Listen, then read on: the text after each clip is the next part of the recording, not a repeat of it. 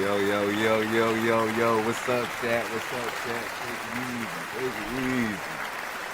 Hey, it's your boy. It's your main man, Max Rumor, man. Best believe we got a great stream for y'all today, man. I got a lot prepared for y'all, baby. This is gonna be a great one. This is definitely gonna be one for the books. So, shit. With not that much ado, I think I'm gonna get right into it. We got Whiskey Cat in the corner. Always trying to, get on top of my laptop and run amok. I'm gonna see if I can get us some camera time. Hold on.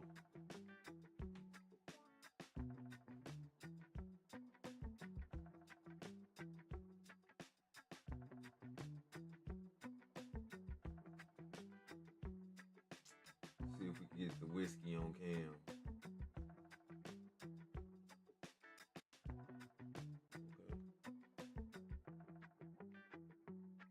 Hey, there she go.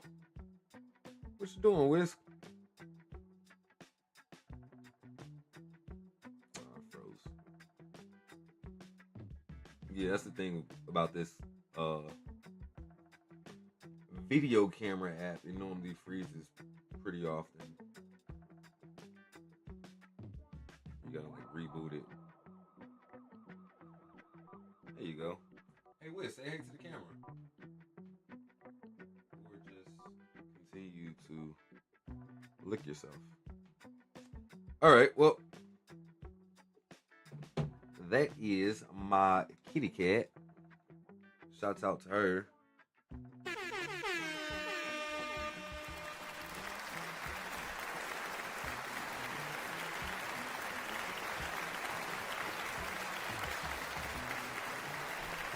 Yeah.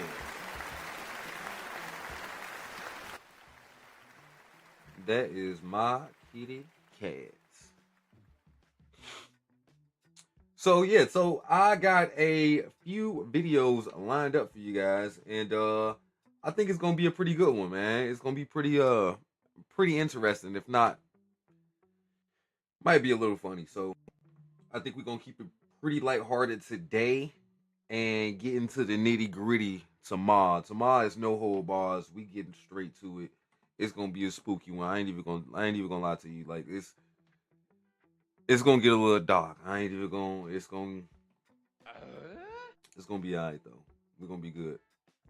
Okay, so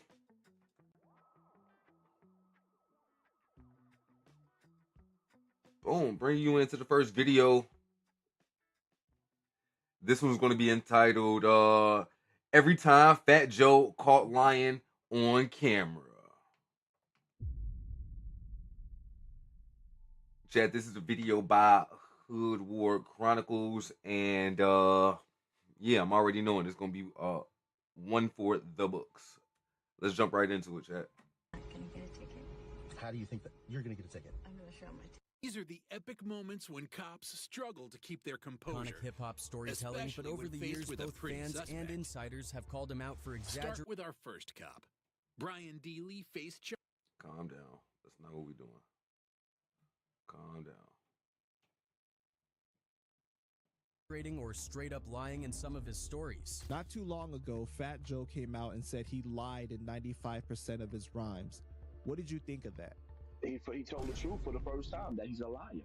That you can't believe nothing that comes out of his mouth. He's a liar. Joe is pretty entertaining, right? He entertaining.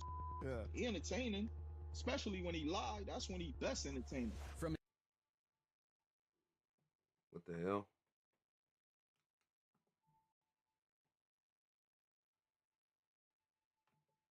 What the fuck?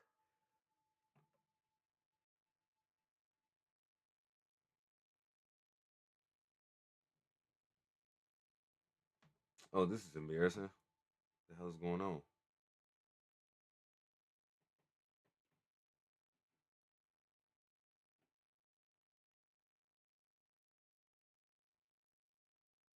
Fat Joe is known for his iconic hip-hop.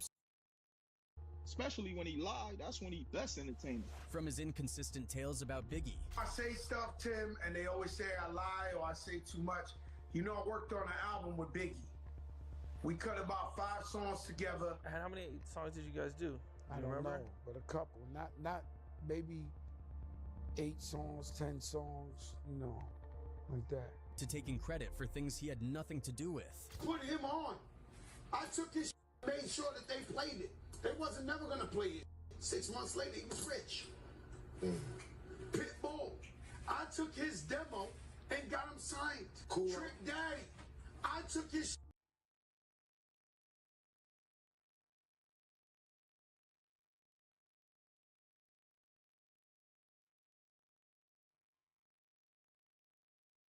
I never really brag about jail because I only did 4 months. I got friends that did 20, 30, 40 years. But last night I only did 4 days. Huh? I only did 4 days. Man, that's a lot. Hell Looking yeah. out the window for 4 days. Looking at the bus stop. What? I know you was at county, so you had black coffee, bologna sandwich, shit like that. Crackhead smelling like... cup of Kool-Aid. Tell you something. I did 2 vitamins. I got to explain this to you. I did time in the feds. Donut. And there's 2, you know, I'm thinking, right? Orange juice. Let me tell you, I'm just thinking, right? I grew up in the projects, right? And there's this grass in the middle of all the project buildings. We got big project buildings. Every building's 14 floor, 145 apartments. I counted all of them. Hey, is it just me or does this nigga sound like Trump, bro? Like what? What the fuck is this? This is hilarious, bro. Why is he moving his finger like that? Right? Everybody will 14 floors, 145 apartments. Yes. Counting all the doors. I counted all the doors. Now, and everybody got 9 kids. So this shit is like, you fuck up one guy, you got to fight the other brother. Family, yeah. You got to fight Jamie, Jonathan, Crayford, till you get fucked up. Till one of them found you out. You got to go up the line. Then the Cock Diesel brother come out. It's over. Good luck. Yeah. At least you stood tall. You fought him. You got your ass whipped. That's where I come from. Projects is like Gladiator. The point I'm trying to make is a big grass in my projects. Everybody has shootouts there. They have fights. You know, one day I go up to the roof of my building and I look at the grass and I say to myself, was this like an experiment?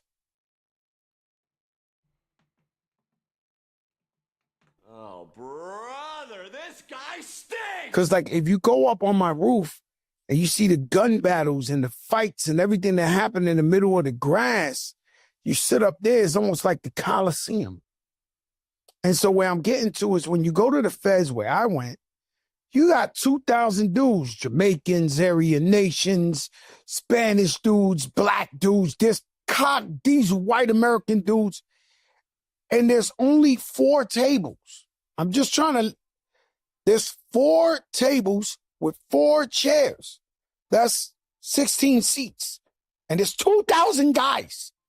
And it's right in front of the 3 TVs. You got the Spanish TV, the blackest guy, don't know English. You looking at the mommies in the Spanish TV. Like, that's like.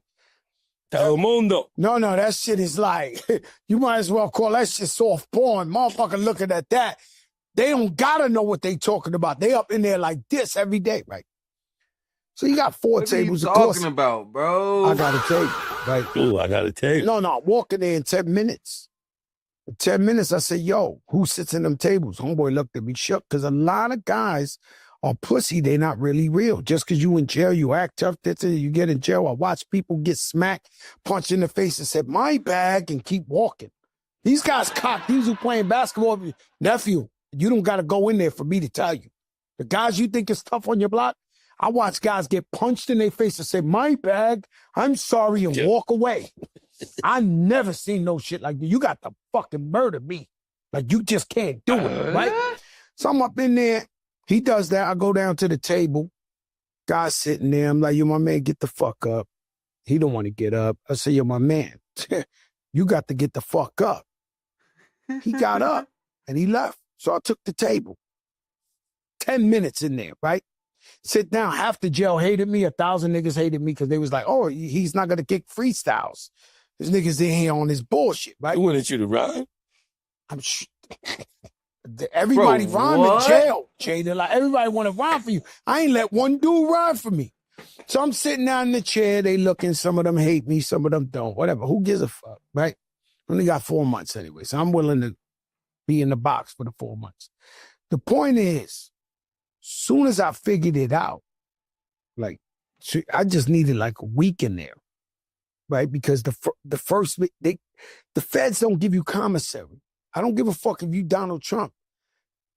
It takes you 2 weeks. I got him getting it. I walked in there. Listen, you got him getting it. I got him getting it. Nah, I got him getting it. He breaks the rules. Let me tell you, I walked in with $5,000 cash in my pocket to put in commissary. It still took two weeks. The point is, the first meal, I had to wait online. And they were very generous. Everybody, they kept throwing like the plate, they kept throwing, they threw like 6 or 8 of them on my table, right? When I tell you this shit tastes like dog, listen, even the guys that mind their business, there's some guys in jail mind their business, don't bother nobody. They over there, they don't talk to nobody. You know, they good people. When I tell you all of them looked over and wanted to see my first reaction to when you had to eat his fucking food, this was dog shit, this food, right? My dog was eating better than this.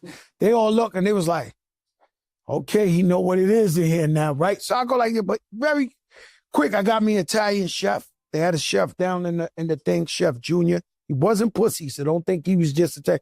But he was my chef. He make me homemade ice cream, mozzarella. What does that have to do they with would steal the anything? clams, and he would make me linguine and clam sauce, all type of shit. We were dumbing out, right? Then I got the guy, pick up a guy I told you about, Hong Kong's Mongolian. Bro. So in jail. Bro, what?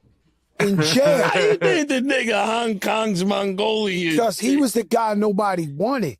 And so in jail, if you white, you with the white guys. You black, you with the black guys. You with the Spanish. He was a white guy that the white guys ain't want. But I saw him.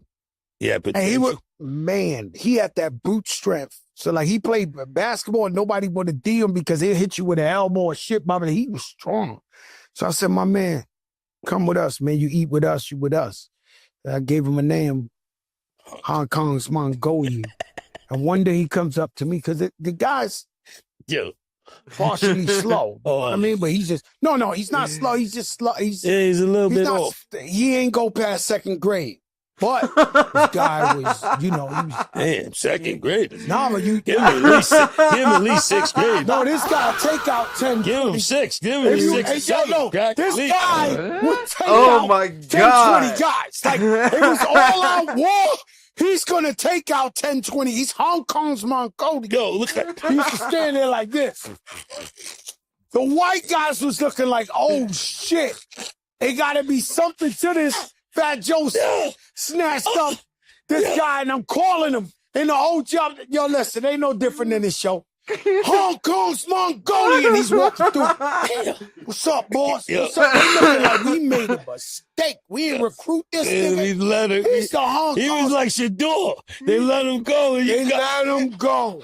He went past all the drafts, and I seen the sparkle in him. I said, yo, this is Hong Kong's Mongolian. He come up to me one day. He said, boss. I said, what's up? He said, I just realized Hong Kong and Mongolia is 2 different places. I said, my man, shut the fuck up. Be happy I gave you a day. Get the fuck out of here. Okay, boss. He goes on. But I got this story, but I thought about it last night. And I don't really brag about jail because this guy's did 10,000 years in jail. But in the feds, less now than ever, but they always said you go to the feds and guys got money in there. So next to me in the table, don't ask me how they got the table, was 4 Latinos with they could be, I'm in Miami, so they could be like Cuban, but I don't think they're Cuban. But you could tell they got money. Like in the streets, if I pulled up in the Cullinan, they pulling up in the Cully. They pulling up. These guys got money. They're not bothering nobody. They got money. I don't really talk to them because they really ain't my type of guys. I'm sorry if y'all watching. They wasn't my style of guy. You know what I'm saying? And so one day, we sitting there, we watching TV, and the guy goes and orders a pizza pie. Now, at least the jail I was in, a pizza pie is like caviar. Right? Everybody ain't have a pizza pie. Any normal person ain't have. Got a real pizza pie or somebody made jail pizza pie, but it's still a big deal. In jail, I watch niggas throwing bananas down they shit, or apple. Like, niggas do the most derelict shit for anything in there. Like, I mean, grown men, watching your back while you stealing a banana. That's how bad it is in jail, bro. This shit is really a third world country in America. It's bad in there. But anyway, pizza, they up to like 20 pizzas. For no reason. They couldn't even eat it. Yo, another pizza. Every time a pizza came, they kept looking at me. My table was right next to them. It was like, I go in my cell. Okay. In the feds, at least the jail I'm at, the eggs they give you in the morning is powdered eggs. They had never seen a real egg in the jail. A fucking egg. Think about where you go to the store, buy a dozen. They had never seen a real egg in the jail I was in. I go in my cell, I come out. Microwaves right there, the whole fucking shit you see. Crack an egg. Bam, one, that was it. Yo, they had never seen an egg. Bam, one. Bam, two. Bam, I'm up to 40, 50 eggs. Just bam, See, ain't no way in hell, bro. Bam, like the whole jail's watching. Hey, flag on the play, bro. Flag on the play, G. Hell no, bro. Yo. What? Yo, I'm trying to. That's 40, 50 eggs. 40 eggs, bro. How about I keep going? Ooh. To like, ain't no way. 6 to 7? 67, 8, 6 to 7? 6, 7. 6, 7? Like this? Them motherfuckers look at me dizzy. They learned. The pizza dudes? Bro. Oh, they never seen an egg. I bust open. So many eggs. The scrambled eggs was so big. And I just kept going like this, like letting them know, like, yo, bro, I got shit you ain't even see in this fucking jail. Y'all trying to play with me with some pizzas? Y'all got me fucked up. I get up to the 6, 7. I give him Chef Junior, let him go. You know what's crazy is we had, and this. Oh man, this nigga. No offense, but this slight racist. What I'm about to say right now. We had no. I'm telling you, we had one Asian guy in the whole jail. One Asian, and I would bother him every day. Like, yo, you make Chinese rice. You know how to cook. You know how to cook. You make. I'm a fat dude. Like I prefer. Like, listen to me, man. I want the Chinese rice. The man telling me, yo, I don't cook. I keep bothering him. Yo, he's like, I don't cook. I'm like, yo, you got Chinese, you know. Huh? They know how to make it. I got to give him it. He wouldn't let me punk him into making Chinese rice. I kept bothering him like, yo, you make Chinese, you got Chinese food. You got Chinese, you know how to, he was like, no, don't know how, right? So one day is my man's birthday. And I give the dude the white towel like in Mr. Chow. And I have him serve my man for his birthday like his man. I said, yo, Mr. Chow, baby. Mr. Chow, I got with the white towel over his head. I'm like, yo, Mr. Chow, man, in the feds, man. You got Mr. Chow. I mean, yo, we was clowns, man. This thing is crazy. No. Yo, listen. Clowns. I said, so I go on a visit and somebody slips me some Jordans. Now, in the feds, you either wearing a gray sweatsuit or a beige. I don't give a fuck who you are. They are not. No one has Jordans. I got it by default. You told me, yo, slip your shit off. I slipped it off in the visit. Then I put them on as Jordans. Biggest mistake of my life. I go up in the elevator. The whole elevator's like, you know, because you in this building, they got these elevators. You could put a tractor trailer in there. So they got 300 guys on the building. The whole visit is looking at my feet like. I walk in the fucking tier. Puerto Rican dude, barber. I would love to see him. He was a barber with a little tail from Puerto Rico. He was a real one. So he runs up and goes, like I tell you, it's real racial in there. He runs up and goes, Maybach. He starts screaming. It's if I wanted to be on the low, it's no low. He's screaming Maybach, Maybach. Basically, he's saying, yo, the Latino guy, the Maybach, like the coloring on his feet. You ain't never see this shit. He telling everybody, yo, them Jordans is a Maybach in here, man. It's a fucking Maybach. And he's screaming it. Everybody start looking up from all corners. So I get the spaghetti feet damn near. You know, my shit looking like Jerry Lewis. I'm walking through. I know for sure I'm in trouble, right? For sure. I'm not scared of somebody stealing the sneaker. I'm in trouble, right? So I felt like homeboy, what's his name? Huggy Bear with the fish tank pumps. Ooh, Remember when he came out the jail, he had the fish in the shoes? Years later, and they was playing Public Enemy. His shit, I'm going to get you, sucker. Bro, I felt like Huggy Bear walking out there in them shits. Sure enough, the next day, they rushed my cell. They got these people, like internal affairs or whatever they call SIS. They rushed the cell. Boom. I'm working out. They pull out the Jordans. I go in the thing, the assistant warden is there. Now, this woman, shout out to the woman, she's like, tough, real tough. Hey, yo, shouts out to Saniki for the 5 months. Let's get it. Hey, happy subiversary, baby girl. You a real one, best believe. Tough. So I said, hey, but I was always nice to this lady. I don't know why. I was always nice to her. Anytime I passed her, anytime I did something, I was like, hey, more than I had that rapport. So she says, none of these people are your friends, Joe. We got like 40 phone calls from the hotline talking about you got the Jordans. So I'm like, I know they're not my friends. She said, do you know who we got in here? I said, no. She said, such and such, the leader of the shower posse. Such and such, the leader of the guerrilla FARC army in Colombia. Such and such, the kingpin of all, because it's Miami's the hub. Yeah, that's so if you doing work out there, Jamaica, Santo Domingo, Puerto Rico, the killers are all killers. They throw them over. It's Miami's the hub, right? And she said, and do you know every floor I go to, whose fucking name I hear the most? She said, fat motherfucking Joe. I said, yo, what you want me to do? Like, I've been humble. I don't get into arguments with nobody. She's like, Joe, they not your friend. They called up and she gave me a chance. Thank God. But that was they all called on me. All you guys, you know who you are. They all called on me about the Jordans. But, jail was different. I don't advise nobody to go there. To me, it's like communism. It's a third world country. If your family don't send you no money, then you have no resort but to do crazy things, man. But I was just thinking about that today because I don't try to think about that.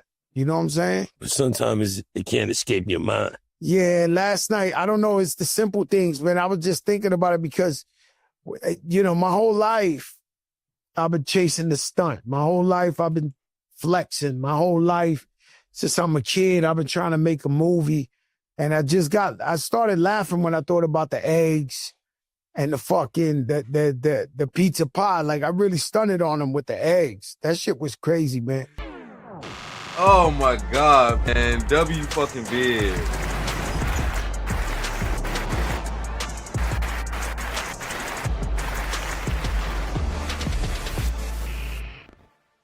Nah, man. WWWV. I will low-key want to do another one real quick. I don't know why this man is so funny, G. I do not know. Mike Tyson, man. Happy birthday, Iron Mike. Hold on. My man's told a story about Hong Kong's Mongolian, bro. Oh my God.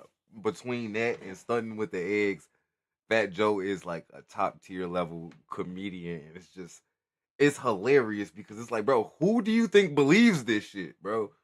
Who really believes this shit? All right, chat, we got another Fat Joe lie.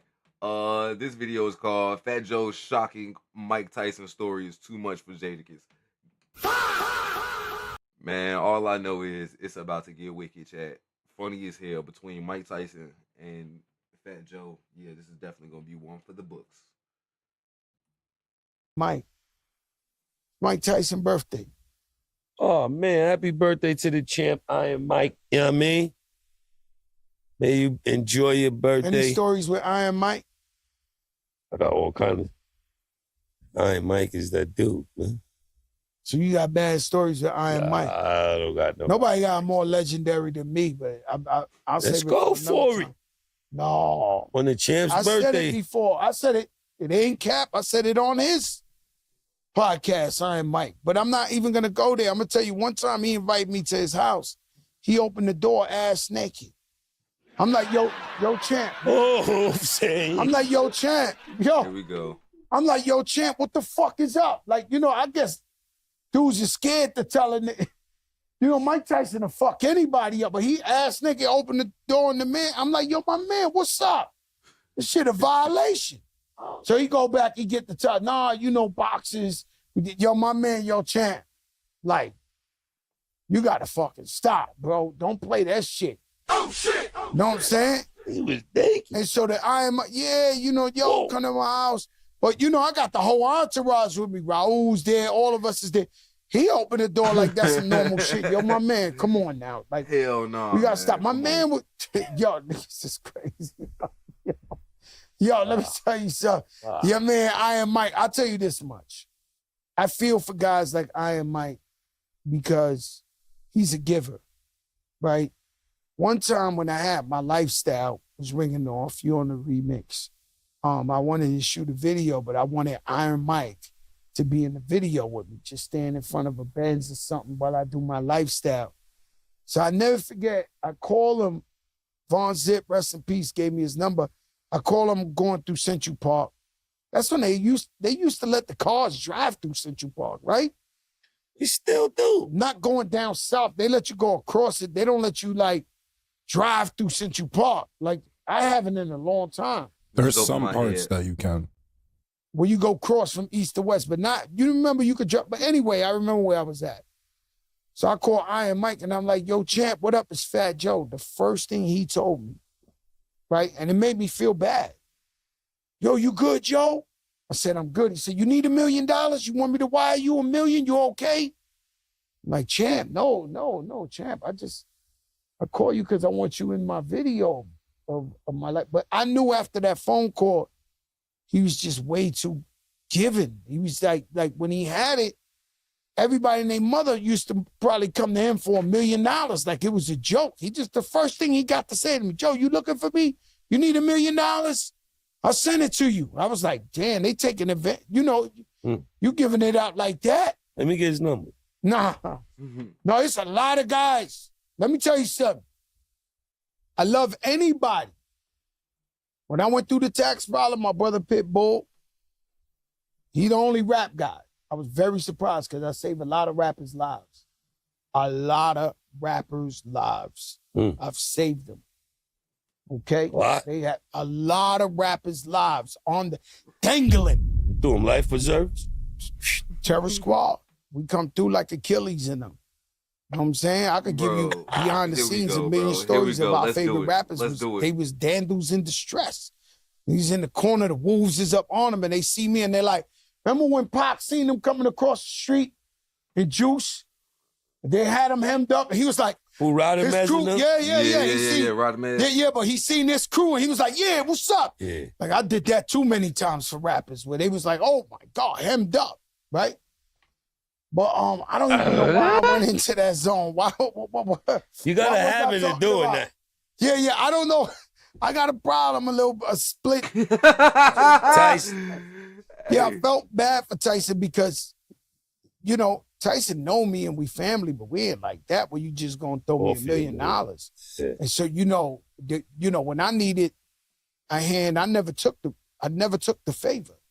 I had Pitbull's the only rapper, so I'm thinking about all the rappers' lives I saved. Bro, and here we go. Y'all know, I'm not, this ain't cap between rappers to rappers. Y'all know how many of y'all saved, right? But when I went through my tax problem, nobody picked up the call and said, yo, Joe, you need to hold something? Yo, Joe, your family gonna be good while you go for 4 months? Not that I'm a grown man, I wasn't taking them anyway. The only guy who offered me some money was Pitbull. And I thank him to the day I died that he sat down with me like, yo, Don, you need something? Come here, you little fuck! Give it to you. Need a half a ticket? You need 300? Whatever you need, I'll give it to you. I was like, yo, I really appreciate that you're offering, but I can't take nobody's money. You know, my man, rest in peace, J.R. Roddiger, he's a billionaire. Him and his wife are crying, chasing me around the house, trying to give me $1 million check. I wouldn't take that. Crying, chasing him around the house, bro. What? The guy that'll take it, you know. So no matter what, but now I'm thinking, damn, I should have took some of this shit, right? Nah, I'm being honest with you. Anybody can change. That was the realest shit you could anybody season. Yo, anybody can change. I'm with JR, right? Hey, yeah, you should and always. JR, one of our friends, one of our closest friends, JR's like, this motherfucker, he still ain't paid me back $1 from the $10 million I loaned him, you know, I'm like, this nigga giving away $10 million? Like, but I'm there with somebody, me and you, is our brother, and he just smiling like he took the 10. He's like, yo, I took the 10 from the Billy. Like, I'm like, damn, maybe I've been playing myself, not taking the help. Like 10 M's. Hey, word to the wise, Dad. Word to the wise, man. Hey, don't be too proud to take help. If it's offered and you can use it, use it. If you need help, don't be ashamed to ask, G. Words to the wise. I wouldn't do it. By the way, I'm jealous. Tell me about the Mike Vick party. I'm supposed to be invited to that. Oh, man, you was working. You probably was invited. You was somewhere getting a bag in Bangladesh. I didn't get the invite. I don't know what's going on. Yeah, shout out to Kiafa. Yeah, happy belated birthday to my brother Mike Vick. Amazing. No, it was incredible. And the most incredible part is he didn't know I was there. He didn't know I was coming. So it was, he had a beautiful golf course resort thing in Norfolk, VA. His family, friends, as soon as I pull up though, hey, Bubba Chuck is ready to go do what he do at the casino. And he like, oh shit, Kiss, I gotta go back in. So he went back in. I did a little, nice little medley for him. He was super shocked.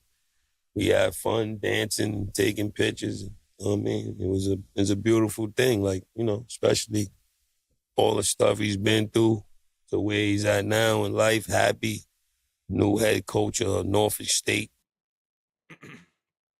I want Jadakiss to clear his fucking throat so bad. Gee, this nigga just sound like he just need a good like, what the fuck is wrong with your voice, dude? It was beautiful. You not rapping no more, bro. You can speak normal. Him and Chuck there, they like the pillars of VA. You know what I mean? So to just be in the presence of that love, it was a beautiful thing. Man, I got jealous, man. Those are both my guys. All right, yeah, WV, but it wasn't as funny as the last one. I ain't even gonna hold you. All right, this is actually, give me a second. Nah, this is actually what I want to get into. So check me out. This one is called Tweaking Teacher Caught with Cocaina at School. Body cam. This is a video brought to you by Law and Crime Network. All right, chat, let's get right into it. No, I haven't used it at school. So, where's her stuff? She has cocaine in the building right now. A substitute teacher accused of bringing cocaine into her middle school classroom and even using it right before class. 42-year-old Melissa Martin is now out of a job and facing felony charges. And police say it wasn't a coworker or administrator who caught her, it was one of her own students. For the first time, we're seeing exactly what happened inside that Vermont school, captured on body cam. We're on the case, presented by Law and Crime. I'm Chris Stewart.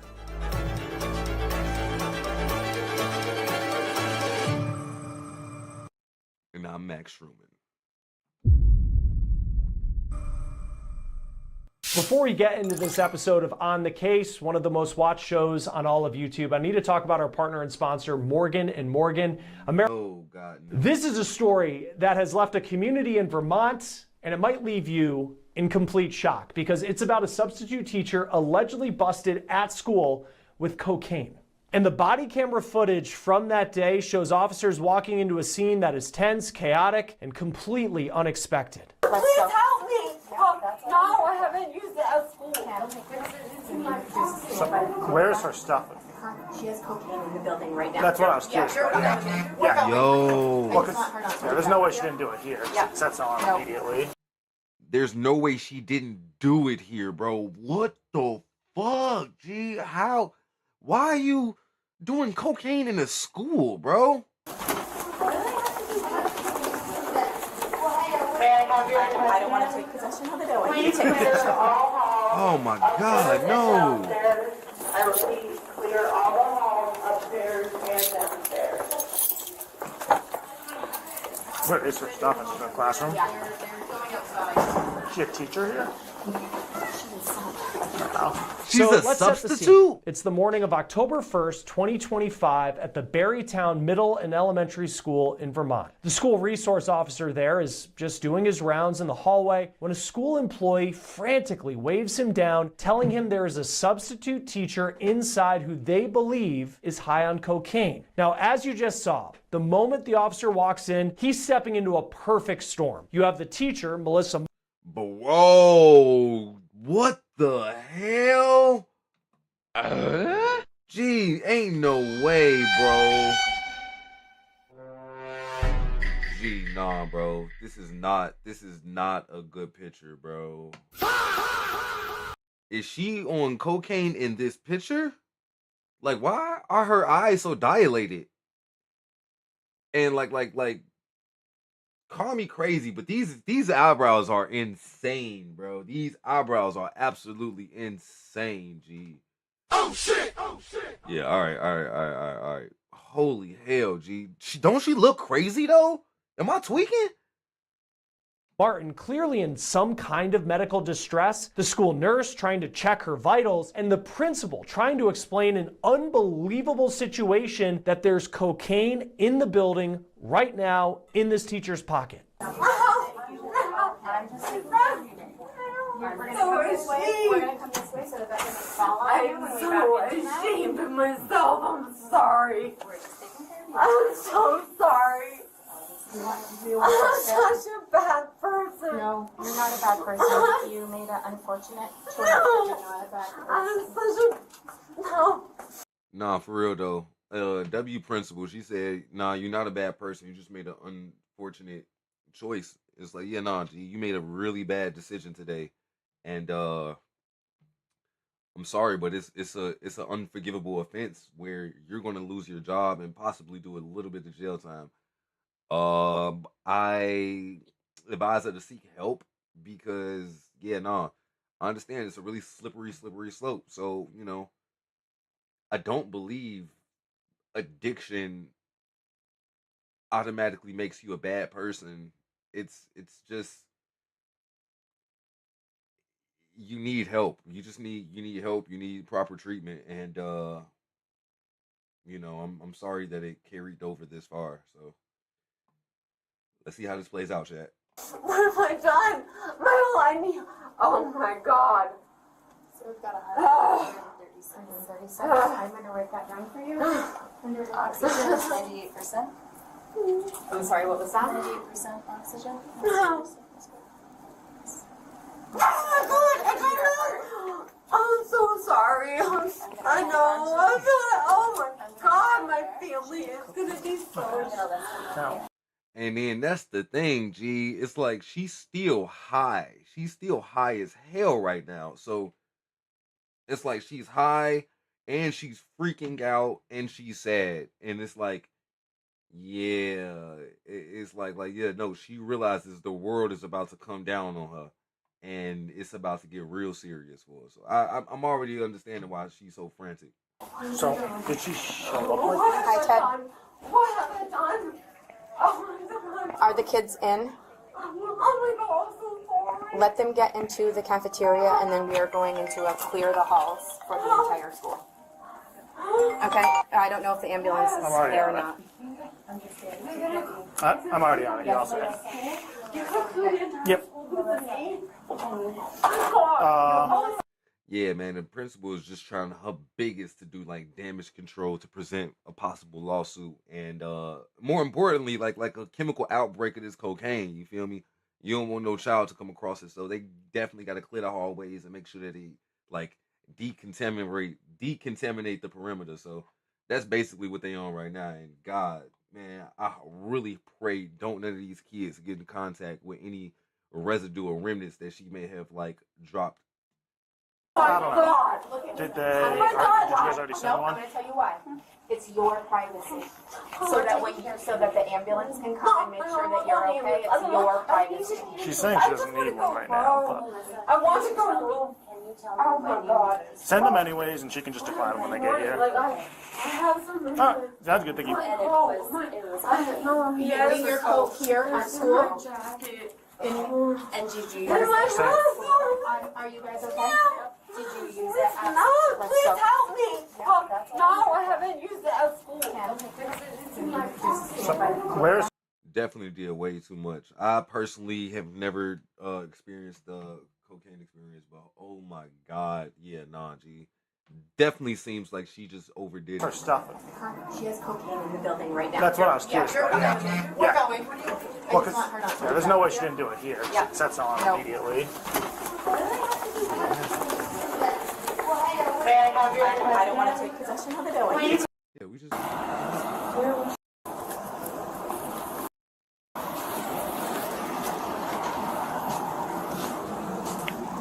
don't know if this is her stuff or not. She said it's in her jacket. That's a jacket. I'm not going to touch it. 575, 573. You want to slide over here?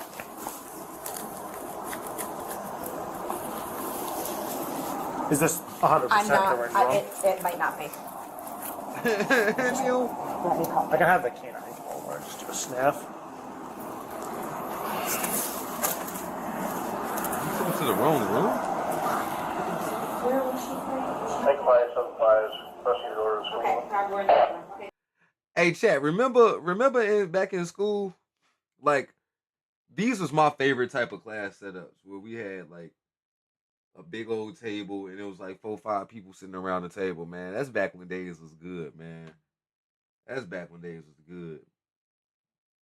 You had your own little group, man. Everybody got to copy off each other. Everybody was mooching off that one person. Yeah, it was good days, man. Until they put us in them goddamn desks that was like connected to the chair, bro. Y'all remember the desk that was connected to the chair? And man, bro, I don't know when they started doing that, but I feel like that's when school just started going downhill for me, man. It was like every man for himself. It was just people just handing back papers. The teacher don't even come around to pass out the papers no more, bro. What's that even about? It's like, come on, man. Bring back groups in school, man. Keep it a buck. This was the shit, man. I love this. Where was she? Take 575, press your door to school. Okay, grab where the okay, thank you. Good. Right room. That's 100% her stuff. Hey, you want to slide over to the school and bring the code in? Yo, this is not her first teaching gig. And if she is substitute teacher, she's probably done this before. Like decided, yeah, I'm just gonna do a little bit of coke before I go in, and maybe they'll think I'm Miss Frizzle. That's insane. That's an insane like teaching tactic, bro. You trying to bring that like energy? Nah, bro, that's not it. That is not it. Teacher brought cocaine to school and is high right now. Yeah, I probably need to do a sniff on her stuff to take it. Yeah, do you know where Mr. Carrier's classroom is? It's in the second floor, back corner by the playground. I can get you a number. It's the math room. Eric and Ted? Yeah.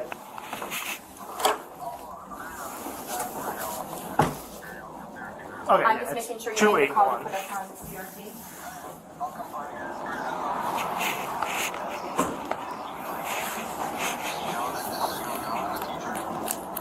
It's a. Give me 1 second. I gotta go to the ham bone cam.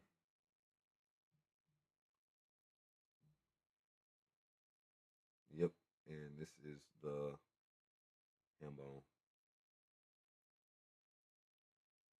Yep, and this is the baby cat whiskey. A chick, and she's like visibly high.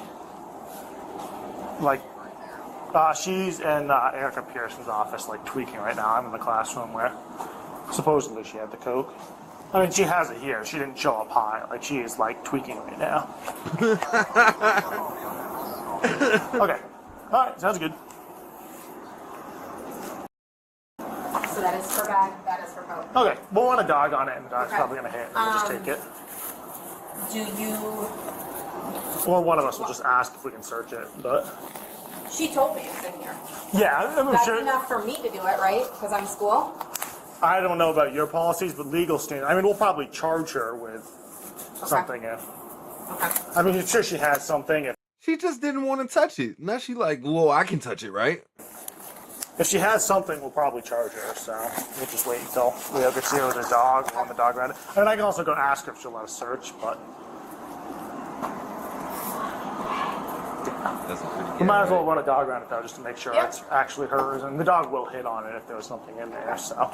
Officers continue piecing together this scene. They verify Martin's name, confirm where she lives, and coordinate with school staff about her medical treatment. At the same time, the officer calls in a canine dog to sniff out the items. What's her name?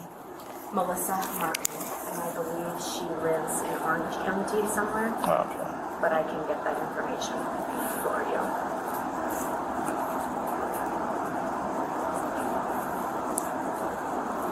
Something tells me she's not going to be substituting here again. No. Probably not anywhere. Yeah. Nah, you can't do that when you're a substitute teacher. Am I? You literally, I mean, don't get me wrong, Chad. You can do whatever you want to do. The thing is, it's a time and a place for everything, and you know, you can't bring your vices around these children, bro. Point blank, period. G. That's what it is. And if you was just to have a little bit more like decorum and was able to just keep this, you know, in your own household, maybe you would be a little bit better off. But like I said, I'm sorry that your habits seeped over to the workplace, and yeah, you got to get punished for it, G. You got to get punished. You at least can't work this job no more. Probably, yeah. I think so. I just need to get it. This is the nurse. I left with the nurse's information. Yeah, that's totally fine. For the ambulance. I just want to make sure to give it back to them. Yep. Okay. And are the kids expecting to come in here kids are soon? not coming. Well, we locked everything Oh, down. true. Yeah. But I'm gonna.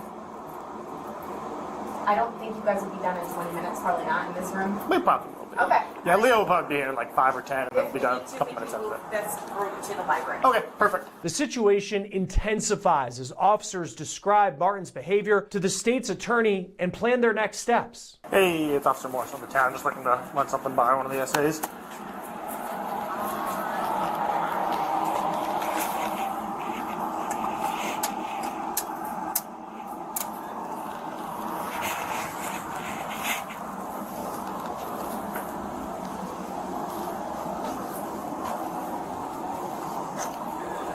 Hey, Zach, it's Thatcher. How are you? Doing well. Calling with kind of an interesting one here. I assume there's some sort of criminal charge. My assumption would be reckless endangerment.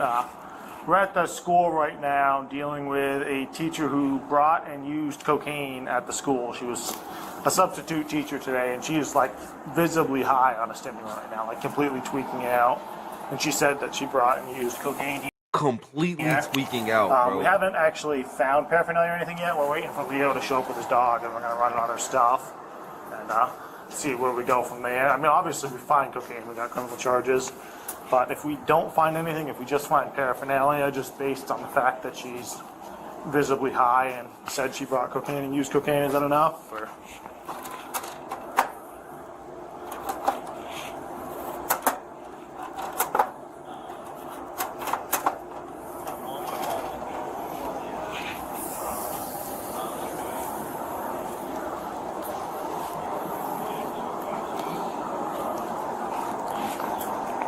Oh, I mean, cocaine sets in and like instantly, so it's not like she didn't use it here.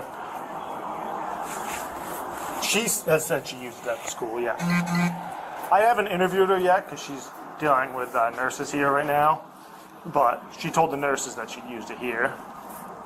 And it seems like she's pretty forthcoming, because I saw her briefly, but she's like absolutely tweaking. Yeah. Oh, lady, man. You need more self-control.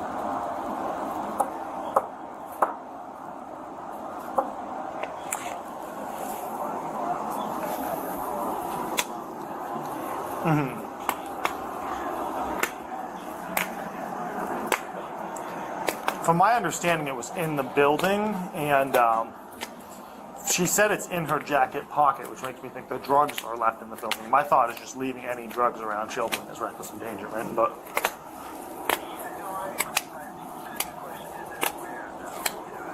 Yeah.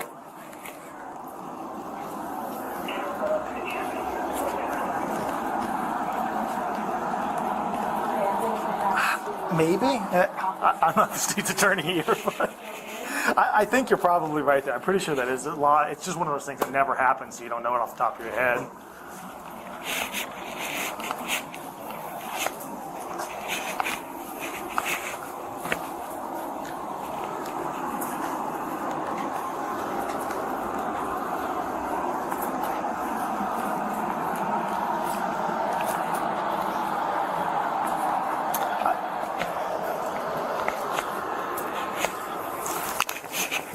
Yeah, I was more curious, 'cause, I mean, I'm not sure how much she brought. I can't imagine she didn't use what she had. So I fully suspect at most we're going to find paraphernalia. And it's not like it's a DUI, so we can bring her up there for an evidentiary draw. So I wasn't sure if it reaches that level then or not.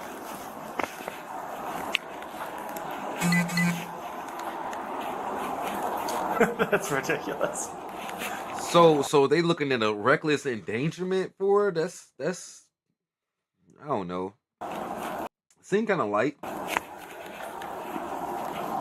Well, I mean, just the possession is criminal in itself, but... Yeah, okay, there we go.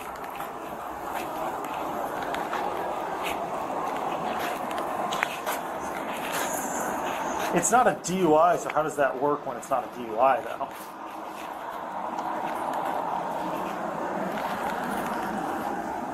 I mean, I can always see if she consents to an evidentiary draw, but...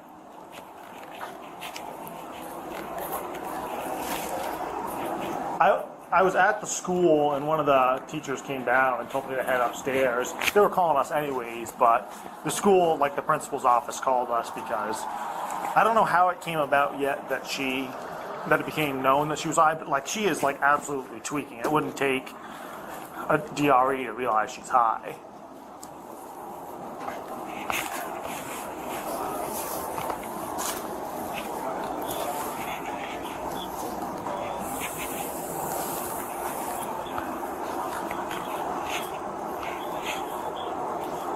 I mean, her heartbeat was also like 130, which is another indication. Because I overheard the nurses saying that too.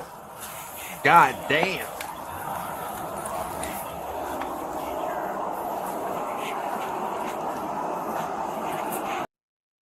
Well, I think average is what, 90? I think 90 beats per minute is about average.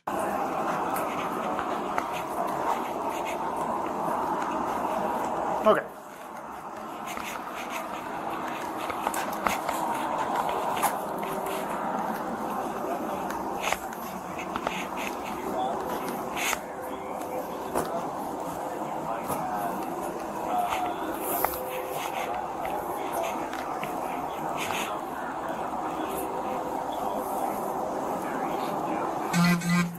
Get middle and elementary.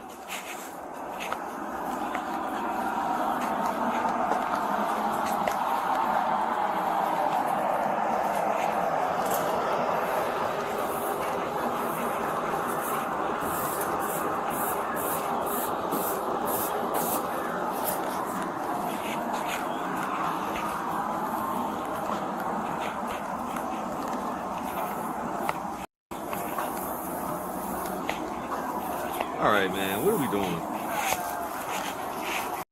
Cocaine, as I said, sets on almost immediately. The fact that it's consent to search or go for a warrant. The audio you're about to hear catches officers trying to piece together what happened, where Martin says she allegedly used the cocaine, how much, and just how close it came to happening inside the school. What'd you say? Train drugs in here before.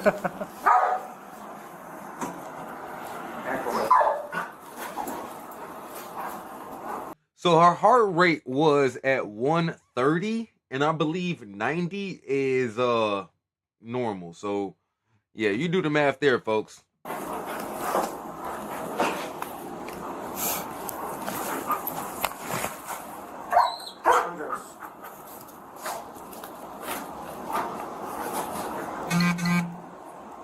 Damn. Boy, that dog is on it. Damn, chat. That's how. Oh my god, man. Drug dogs is something else. That dog walked around and got to that little coat and was like, "Zick," and then he did a little further and was it. Man, that dog was on it, man. Can I pet that dog? Sorry, Jesus, let go. Have some manners. She loves to Do you want to pull the backpack though and see if she hits on the coat too? She had said it's in the coat. She told us Lakota. it's in the coat pocket. That's right in the same spot. I think just based on her saying it's in the coat. The odor's there anyway. Okay, we'll just use all of her stuff then. Hey, chat. How do the dogs know to smell for cocaine? It's like, oh wait, 90's on the high end? Oh my god. So, okay, I guess, yeah, okay, it's 60 seconds in a minute. I guess, yeah, 90 is a bit much, it seemed like it. Holy cow. So, if 90 is on the high end and she was 40 beats over that, oh my god, Chad. Oh, shit. Her heart was about to explode is what it sounds like. But, okay. That's already crazy. Back to these drug dogs. I'm starting to think about it, and it's like, how do they know to smell for these like drugs? I know I'm an idiot, and I'm probably wrong, but the first thing that comes to my head is they have to give the dog the drug. That's they would have to get the dog like somehow familiar with the drug, right? Am I tweaking? Like, I don't know, G. I feel like I may have stumbled down a really sad animal rabbit hole where these like police dogs and all these different type of animals that we use for different things, we might actually be getting them hooked on these drugs that we use them to search for, and it actually makes me really sad. So I'm gonna do more research and get back to you on that, but let's just keep it going, Chad. She'll probably consent to it, but the essays, the essays want us to Mirandize her too.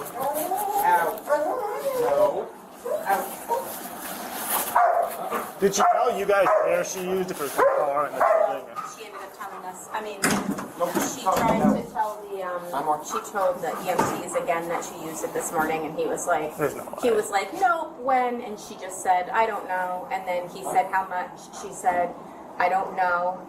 But she said, I just kept putting it on my tongue. Oh so she my was god! And the gums in her tongue. Okay. I just want to make sure it wasn't like in a bathroom somewhere and then in the trash. Or right here. She's just. Yeah. Yeah, there's. Oh my god! Now, will you go up to the hospital? Is she going up to the hospital? They just loaded her in there. Yeah, we'll go up there then. We'll try to interview her up there. And comments about. Okay, we'll see if we can just get consent to search these things up there, and if not, we'll have to apply for a search warrant to search it. Now, is that her backpack there, or is that a student? No, that's an emergency student backpack. Okay, perfect. That's her cup. I can't really. Now, do you know what she drives for a vehicle? I have no idea. I'll just, my dispatcher can figure that out. Is she from? She's from Vermont. Oh yeah. Okay. Yeah. Might as well run around the car too and yank the car if need be. That's what the SA said to do. You already talked to them? Yeah. You can punch me through a canine narcotics card and show positive alert. Actually, I'm amazed the radio worked out well in here. You could also locate Melissa Martin in Valcor, and she should have some ties to this area, and see what she has for registered vehicles. She is. Okay. You did a good job. Good girl. Pretty girl.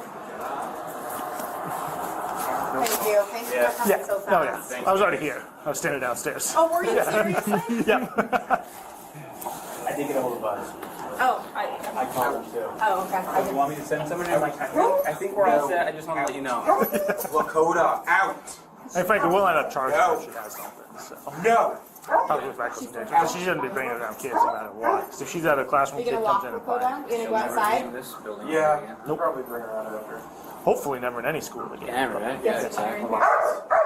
It's kind of unbelievable that some people I guess so. have that nerve. Stop. And then the officer learned something shocking. It wasn't another teacher or staff member who first noticed Martin's behavior. It was a student who reported she appeared high. Bro, what grade is she taking? Which grade is she teaching, G? To the point where it's like the students can tell that she high? That's insane, bro. That's truly insane. Like, I guess, man. Man, I don't know, man. Times is different. I don't think I would have ever been able to tell my teachers was high on anything. I was just a stupid kid, though. Who knows? Oh, the students did? How did it come into you? She's quick with it. She's always Laura, student she sports knows when she's hey, working. It's like something was just reported, and I was face to face with Melissa, and I'm like, something's off, and I got Erica. And then I looked at her and said, "What did you do?" Yeah. Yeah.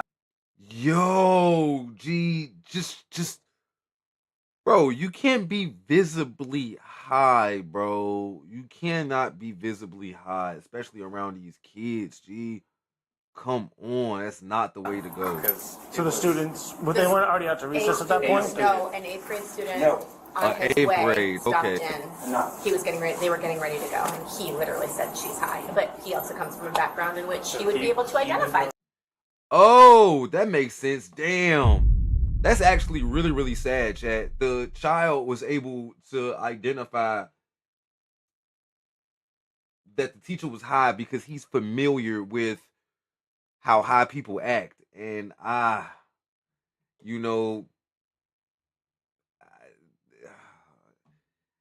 knowing is half the battle. Knowing is actually half the battle, and understanding what these substances do.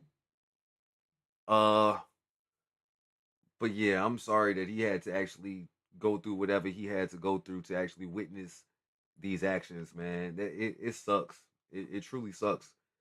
I can only imagine either his mom or dad, one of his loved ones are, in that same drug world. So, man, well, I don't know. Look on the bright side. He was able to identify it and, caught this teacher out on her bullshit before anything negative was actually able to happen. So you got to look at the silver lining, chat. Okay. Yeah, that's wild, isn't it? And then when I saw her, it was obviously. Oh, it's completely obvious. Yeah. And I knew that it wasn't. Actually, I kind of thought maybe she had taken meth, to be honest with you. But Yeah. Meth and coke are pretty similar, both stimulants. No. So. Enough. All right. She's like, Well, thank you Dad. guys. Yeah, well, we'll head up to the hospital and we'll deal with her. And Thank you. We will probably wait till you guys get outside before we lift to clear the hall so that you guys can walk through. Yeah, thank you. Will you park out front? Yeah. Yeah, I'll head up to the hospital, interview her, and see if I can get consent. See if, we'll see. I think I'll have to bring her stuff into the hospital if we get consent. So unfortunately, she's got to be present, but it's a big, kind of annoying to have to do a warrant, but because the essay basically said if you can show that she did it in the building, charge of being on that. Really? Yeah. Just because of the fact that a kid gets Oh, no, actually, we need you now. Can Thank we you. get you really quick? Right, you're out front, Leo. All right, I'm over at the edge, so. Thank you. Okay, He's heading off campus now. We'll probably run the dog around her car too. We just gotta figure out what her car is. Yeah. But are you heading out now? Yeah, I'm heading straight out the side I'll door. clear the halls in like 2 minutes. Yeah, perfect. Thank you. With the classroom cleared and the evidence located, officers start preparing for the next step, talking to Melissa Martin herself. They head to the hospital where she's been brought in for evaluation. Chad, come on, bro. You can't tell me she's taking these pictures herself.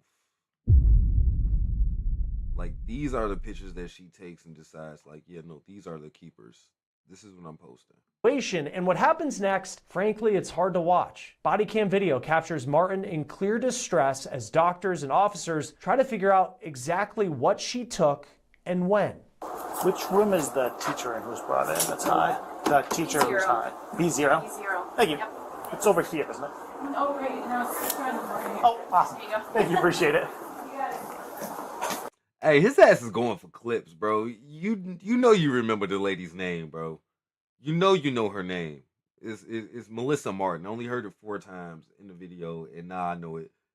You coming in talking about, yeah, where's the teacher that's high on cocaine? It's like, bro, come on, bro. You ain't got to do all that. You doing the most at this point.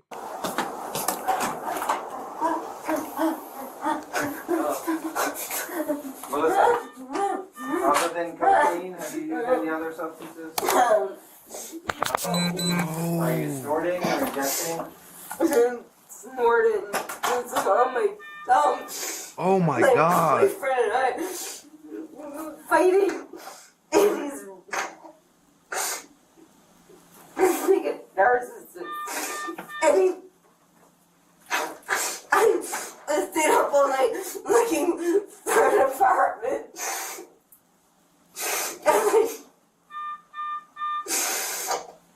Do you drink alcohol? How much cocaine do you think you're using every day?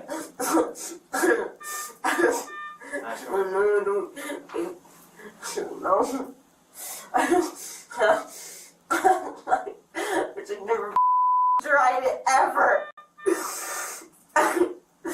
So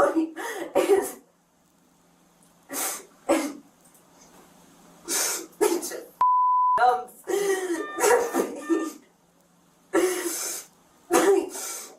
I'm worried about. Oh my God. I'm like, it's. And you got kids too? I can't take it. Oh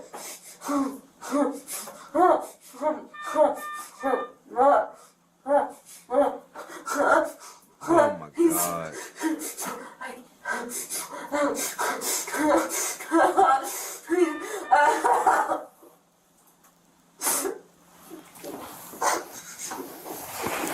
I'm sorry. It's okay. I'm sorry. I don't want to hurt anybody. I don't want to let any. This is I don't tough. want to let everybody down. I'm just a disappointment. I'm such a. I'm. Oh.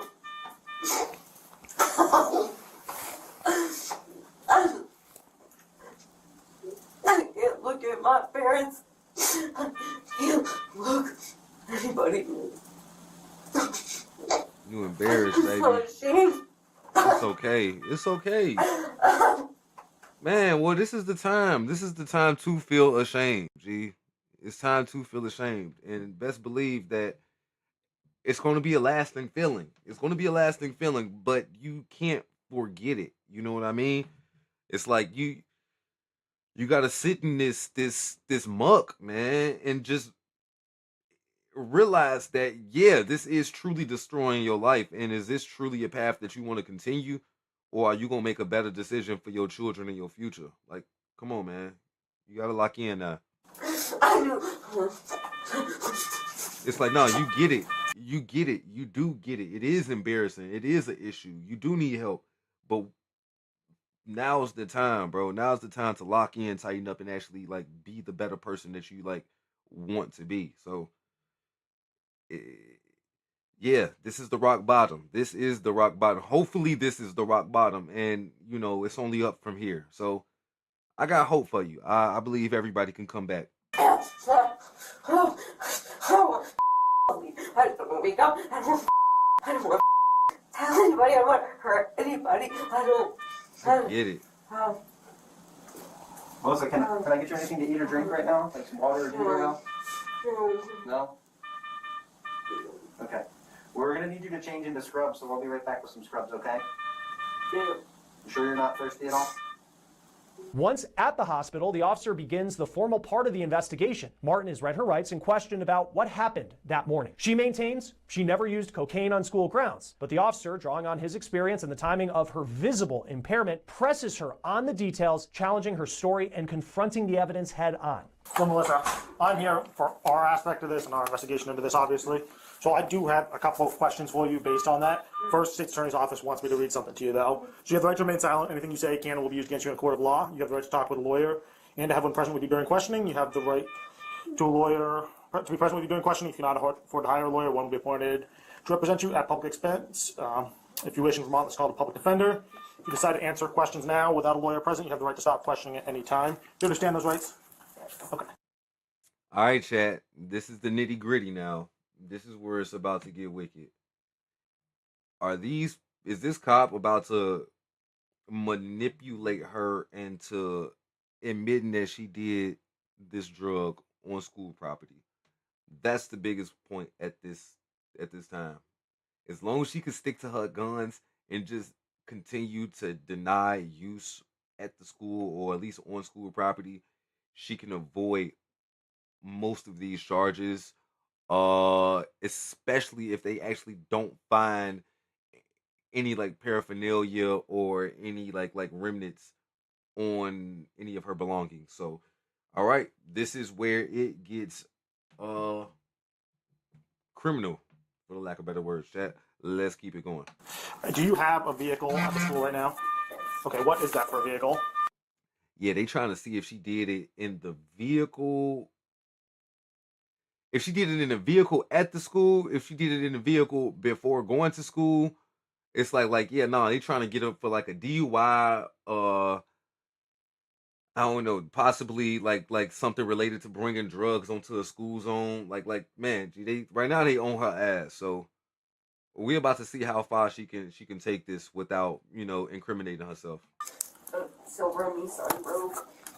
What's the registration on it? Do you know? Like my plate number? Yeah. What? I don't know. Is it like a Vermont registration, out-of-state registration, temporary registration, green plate? It's a green plate. Okay. 575, 573.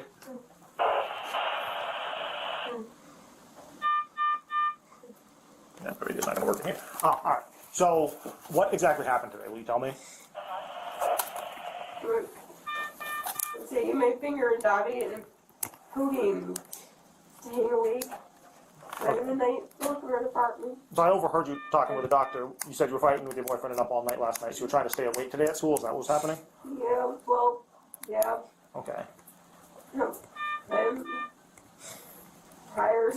Okay. And when at school or where in the school were you using the cocaine? I didn't use it at the school, but in the school. So, I'm going to be honest with I you. had it in my pocket, in my jacket. Well, your jacket was in the school. Right. So, Melissa, I wore my jacket into the school. Yo, she cannot stop moving her legs, Chad. She has complete and no control over her arms and legs. Gee, they just keep kind of flailing, man. I can only imagine what this lady's heart rate feels like at this moment. Oh my God. But I didn't do any at school. So there's still some in your jacket pocket? Yeah. Okay. Well, that's where.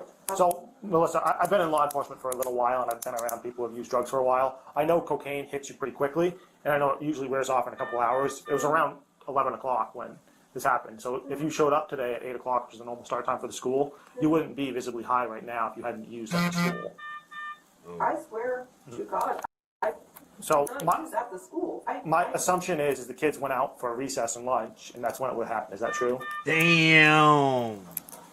No, the 8th grade came in, and one of the boys said, Miss Melissa's high, or left it. No, a girl came back into the room and she goes, Why are you twitching your feet like that? Can you try to stop doing that? Bro, she's high as hell, bro. No, she can't stop twitching her feet like that, bro. What? No, man. She's zooted, bro. She's zooted and she's tweaking, man. Let her do her thing, bro. restless Okay, legs. that's fine. That's fine. My legs. I also have really bad anxiety. Okay. And my legs go all the time. Despite her insistence that she hadn't used at school, officers search her jacket and backpack after a canine hits on both, pressing her about the student who first raised the alarm. So you said one of the 8th graders came into the room, or did you see you out in the hallway? No, I had that class. I was teaching that class. And one of the girls that was in the class came back into the classroom and she's like, so-and-so, the student's name, said he's a little snitch. And I said, what are we talking about? And she goes, saying that you're high. And I was like, what? And I'm guessing it's probably saying it because... Come here, you little fuck! Come here, you little fuck! My feet and my legs go. I can't stop it. It does it when I'm not on anything. Okay. I can't. So what time would you say you used cocaine this morning? I used it before I got to school. Before you got to school? Yeah. Okay, like out in the car, at home? Where'd you use it? No, like... I had used it in my car. Bro, G, her feet. Is there any in your car? Yo, her feet is just going crazy. So you used it in your car and then you brought what you had left? Between her feet and her hands. Oh my God, Chad. I've never seen anything like this. Like she just cannot control her movements. All of this is completely involuntary. Into the school? Well, because I had it in my jacket pocket. Okay. And I had my jacket on, and I wore my jacket into the school, and... Okay. I mean... I didn't use any, I swear to God, at the school. Okay. Who's your car registered to?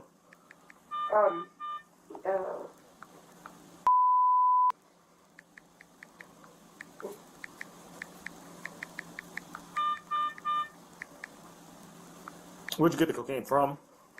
I found it. You found it? Where'd you find it? I don't want to discuss it. I'd like to not talk anymore. Okay, all right, that's fine. So you don't have to talk other than answering this question. Frankly, you don't have to answer it. We're going to proceed regardless. So where we're at right now is we brought a canine into that classroom. We ran the canine around your stuff. The canine hit on both your backpack and your jacket. So you can either consent to us searching your jacket and your backpack, or what's going to happen is we're going to take them back to the police department. We're going to write a search warrant, and the judge will make a determination as to whether or not to grant that search warrant for the backpack and the jacket. You can search the backpack. There's nothing in it. Okay, and can I search the jacket too? Okay.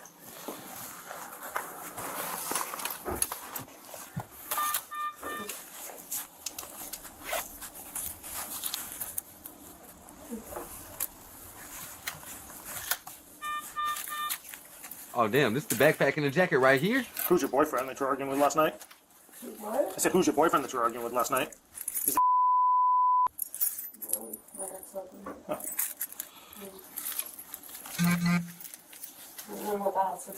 So I assume in this dime bag is the cocaine?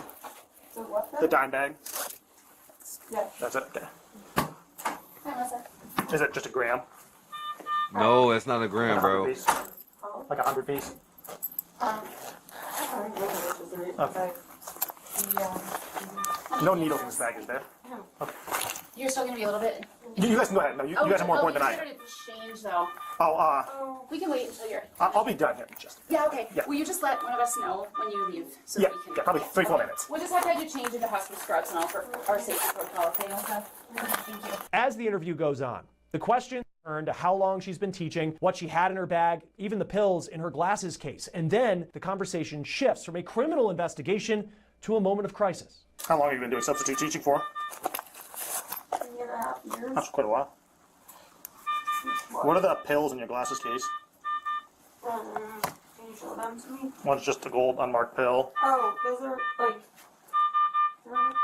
they order off the Amazon for like to help you stay awake and give you mental clarity. They're like a supplement. One's called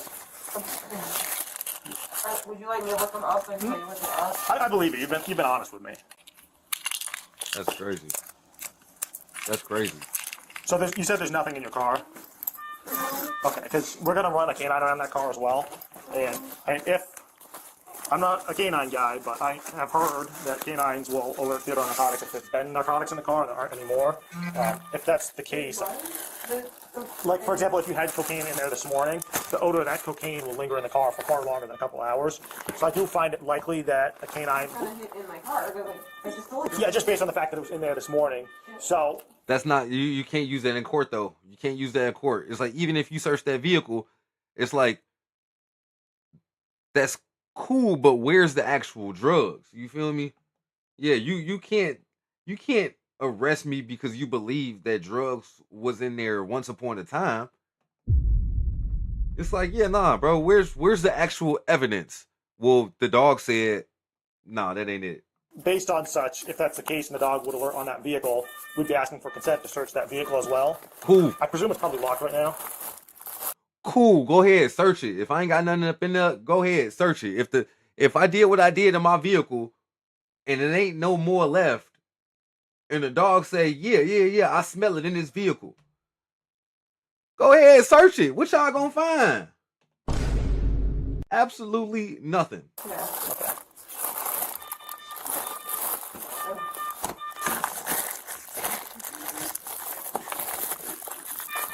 Yeah, what? It sounds like she did the last of that shit, bro. Want it all?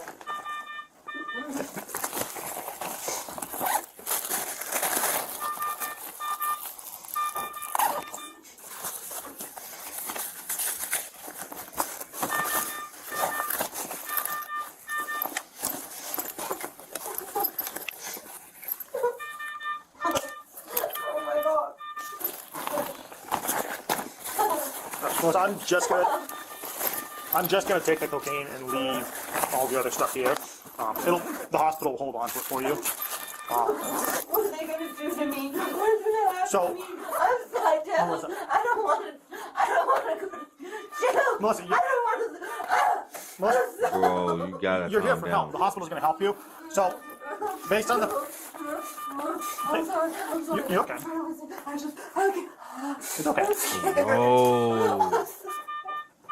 So you're not going to jail right now. You're going to stay here. I'm going to walk out the door in a couple minutes. So you're here. You're here to get help first. You taking care of yourself is the priority.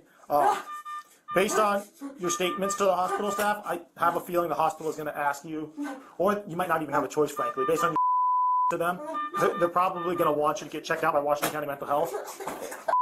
Melissa, that's for the best. If you're going through some stuff, you want to get help.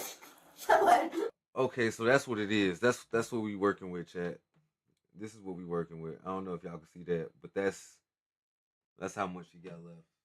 That don't look like that much. That may have been a dime bag. I really don't fucking know, chat. I don't know at all. But yeah, there we have it. Skip it up and down. Bring it back down. There we go.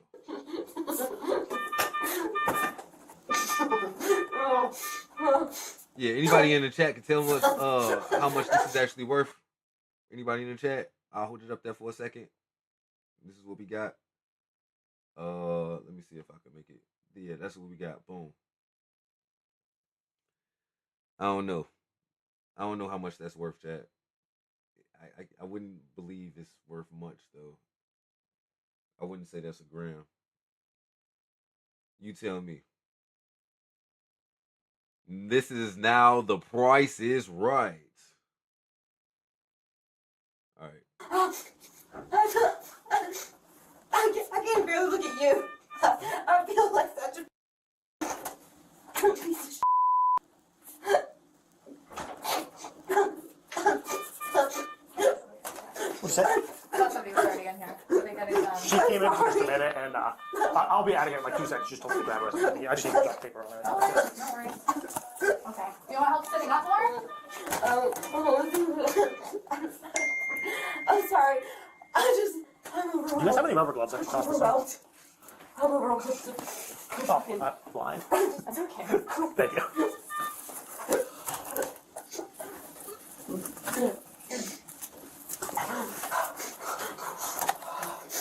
Melissa, will you spell your first name? First, middle, last name for me. Try to do some deep breaths like in through your nose and out through your mouth. Bro, she can't spell anything right now. Melissa. Actually, you can just do your middle. I got your first and last name right here. Ann. Okay.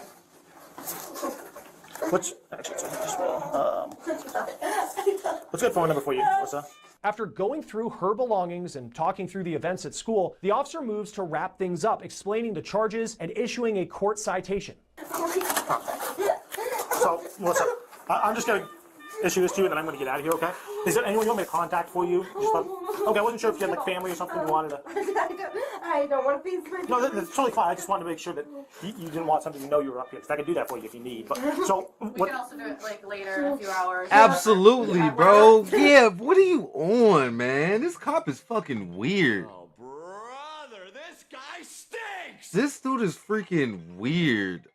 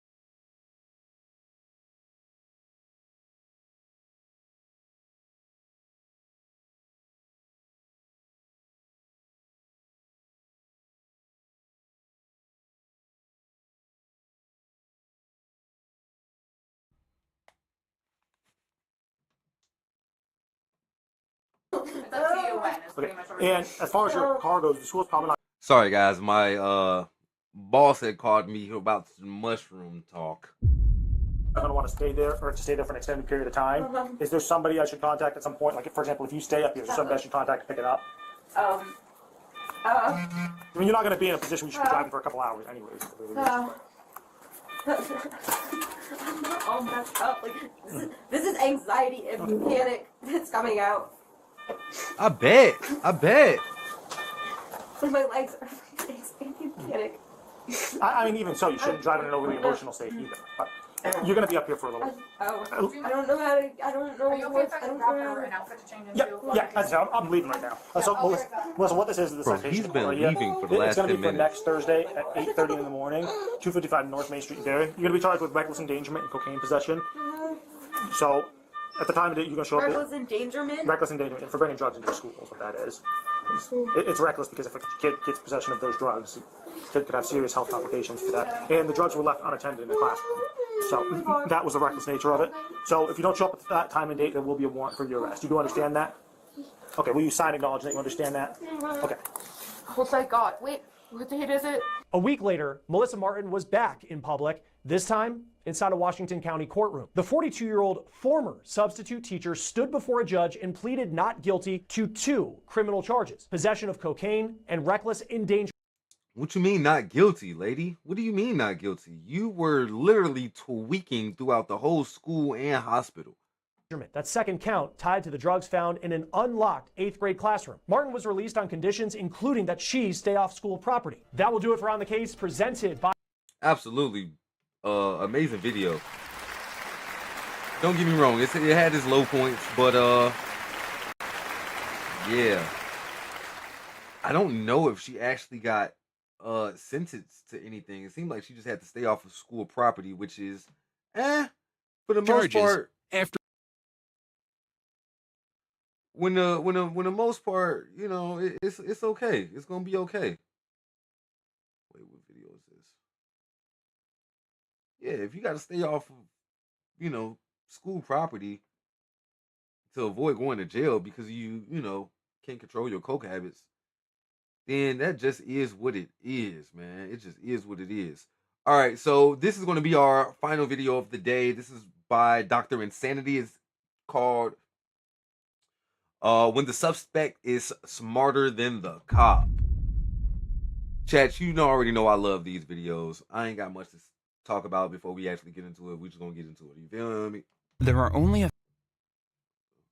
few times in history where suspects managed to beat the cops at their own game. From genius fugitives to civilians who embarrassed cops so bad they had to leave, here are 5 times suspects outsmarted cops. Promise you I'm not no damn prison escape. You'd have done run by now.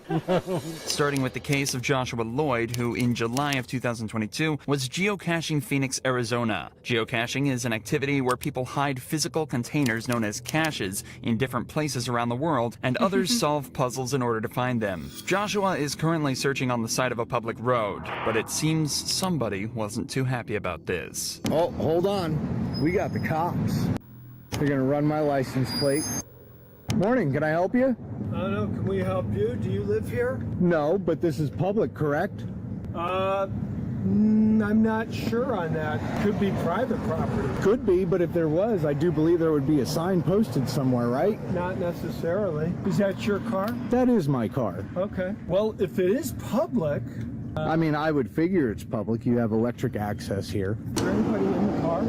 No, just me. But if you want to go check, go ahead, go check.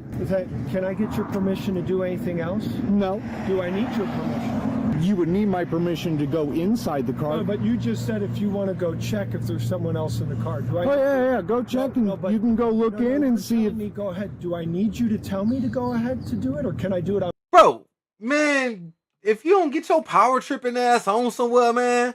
Oh, brother, this guy stinks! Real talk, man. Hey, if you gonna do it, go ahead and do it. Stop asking me, like, do I need your permission to do anything else? It's like, nah, bro, you're being weird. Yes, you have my permission to stop being a fucking weirdo. That's what you can do. my own. Looks like this officer isn't having a good day. At the first possible moment, he decides to start an argument out of nothing. He is right that he doesn't need permission to look inside the car, but Joshua is just trying to be polite. There's no need whatsoever for the cop to make this difficult. Exactly. This little rant of his seems almost born out of insecurity, and that Exactly. becomes a pattern as the footage progresses. Okay, Well, let's I mean, see. you could do it on your own. You can do a plain view search. Good. Okay, I thought you were under the impression you had to give me permission. I mean, would you guys like my name? I'll give you my name. You don't have to run the plate for it because my name's not on the plate. What's your name? My name is Josh. Josh? Mm-hmm. Josh what? Lloyd. Hey, Phil. We may have to Joshua Lloyd. Huh? Joshua. You're not towing my car. We may have to tow it. It's not registered to him. It's registered to a female. It's it's left on the roadway running. I'm not going to leave it here. Oh, are you serious? Not even going to question me on who it's registered to? Would you like the insurance and registration? No, you're not driving it. Why would I ask for that? It seems as though this cop is trying to make everything into a bigger deal than it needs to be. Bro, this guy Sure, it might sucks. seem odd that the car is registered to a different name next to a guy that appears to have just been staring at a wall for 30 minutes, but we know that Josh has a reasonable explanation for it, just the same as the cops would if they bothered to ask. But instead, the cop just decides that the best idea is to tow the car and call the owner, instead of just talking to the guy that's explicitly saying he can explain everything. I'm going to try and get a hold of the owner, see if they know where the car is. Otherwise, She'll tell you that her son-in-law has it. You're gonna let him act like that. Just because I'm standing over here next to a wall, and you guys haven't even asked me what I'm doing. I even turned around, I gave you the thumbs up. He comes out all hard. Why? I'm not trying to catch you in anything, man. Asking a simple question. The other cop's smirk says it all. Yeah, He's well aware bro, he uncomfortable at this point because he know his boy tweaking and he can't even do nothing about it. that his partner's behavior is unreasonable and frankly just weird, but at the same time, he can't badmouth him either. Have you been allowed to use the car? I live with her, yes, and I'm allowed to use the car, hence Okay. the reason why I have it. Okay, all right. Well, we're going to do some research, find out whose property that is. You got your name, your information. If it turns out that it is private property, then I'll author a report for trespassing. I don't think it And- would be private Well, I property don't- because what I was doing was a listen to your public statement. event. So Josh, you guys never even Josh, asked listen to me. your statement. I don't think. That's why I'm going to find out for sure whose property. Okay, you go ahead for sure. Yeah, go for Again, it. here's the thing. I don't need your permission to check out whose property it is, but I appreciate you giving me the go-ahead. Can I have your name and badge? All right, well, you're welcome, buddy. 8632. 8632. You're recording it. Okay. Yeah. Can I have your name and badge number, please? All right. Thank you. I greatly appreciate that. The way the second cop acts after his partner leaves is like he's brought his kid along to work, and he's telling Josh to just let him have his fun. Regardless, the first officer tells Josh that they're gonna head off and do research to make sure this isn't private property. But even if it was, it'd be incredibly hard to convict him of trespassing anyway. As you can tell from the footage, the area of land he was on is directly next to a public sidewalk, and there is no signage alluding to the fact that the grass is somehow private property. That's not even grass, bro. What? That's not grass. However, even if it was, because of the lack of signage, Josh would never be made aware that he shouldn't be there, meaning it's impossible to claim he knowingly entered private property, the legal definition of trespassing. But before he lets the cops go, Josh has just one more thing to say to them. I could do some further research before you go on a property. Find out. You know, hold on. Before you go and give me the lecture, how about this? Before you come up all hard ass on somebody, you ask them what they're doing. You could ask me simply at the very beginning, very nicely, hey, what are you doing? Do the research and find out whose property you're on because you may be breaking the law. It's public property, I can tell you that. Stating that as a fact. I am. I'm stating it as a fact because I like fucking with you guys. Well, now you're using more profanity. I can use profanity. It's the First Amendment. No, you can't. It's the First Amendment. You cannot restrict my speech. I can use it to emphasize my sentences. One man's curse word is another man's lyric. Josh articulates everything perfectly and, of course, is perfectly correct. Throughout this entire interaction, he provided everything the cops asked for and more, remained polite throughout most of the conversation, and most importantly, knew the law down to a T. But with all of that said, he was still treated badly by this cop who frankly had no idea what he was talking about. Real shit. Who's pissed in this guy's oatmeal, bro? Why was this guy such a fucking dickhead walking into an innocent man that's just staring at a freaking gate, bro? You ain't got nothing else better to do? Like for real, you ain't got nothing else better to do. That's crazy. You gotta leave. Right to explain his free speech rights too, but one man's curse word is another one's lyric is a crazy bar, bro. That's a bar, Chad. That's a bar. To explain this further, let's take a look at the case of Tom, a teenager who managed to totally school 2 cops when he was pulled over by cops who also had no idea what the law was.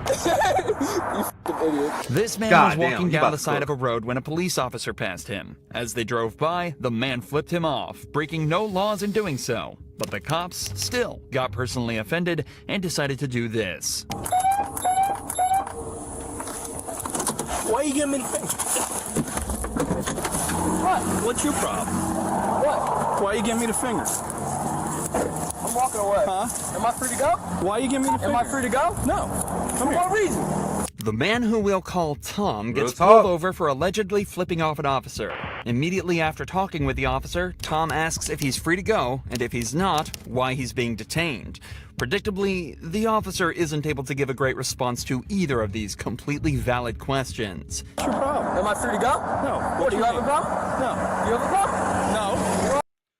Hey, do you have a problem? No. Am I free to go? No. Well, do you have a problem? No. What are we doing here? I can leave. Why are you giving me the finger when you're walking? Huh? Come here. I'm free to go. No, you walk. Get over here. What? What crime do you suspect me of committing, sir? What crime do you suspect me of committing, sir? For real, tell me, what am I doing and why should I waste my time talking to you, bro? What? It has to be a crime. What crime? No crime? All right, I'll talk to you later, officer. I mean, I actually won't, but... Because. Is that a lawful order? Yeah. For what reason? Because you're giving me the finger. That's legal. No, it isn't. Says who? What's the law? What's your name? The law? What's your name? How old are you? Conveniently, it isn't difficult to find the law on this one. Perhaps unsurprisingly, contempt of cop or police disrespect is an incredibly common catalyst for unlawful arrest. However, it's very easy to prove that swearing or gesturing at a cop in a non-threatening way is completely legal across the U.S. Freedom of speech is, of course, protected under the First Amendment right, and courts have concluded that giving the finger counts as protected speech. In fact, in 2006, a case was opened against a man in a very similar position, and the court explicitly stated that directing the middle finger at an officer is protected expression under the First Amendment, meaning that Tom is well within his rights to flip the officer off. Yeah, why can't I say... Why can't I express my contempt for you, bro? Why can't I express my contempt for you and your whole fucking establishment? I got the right to do that, bro. I literally have the right to say it.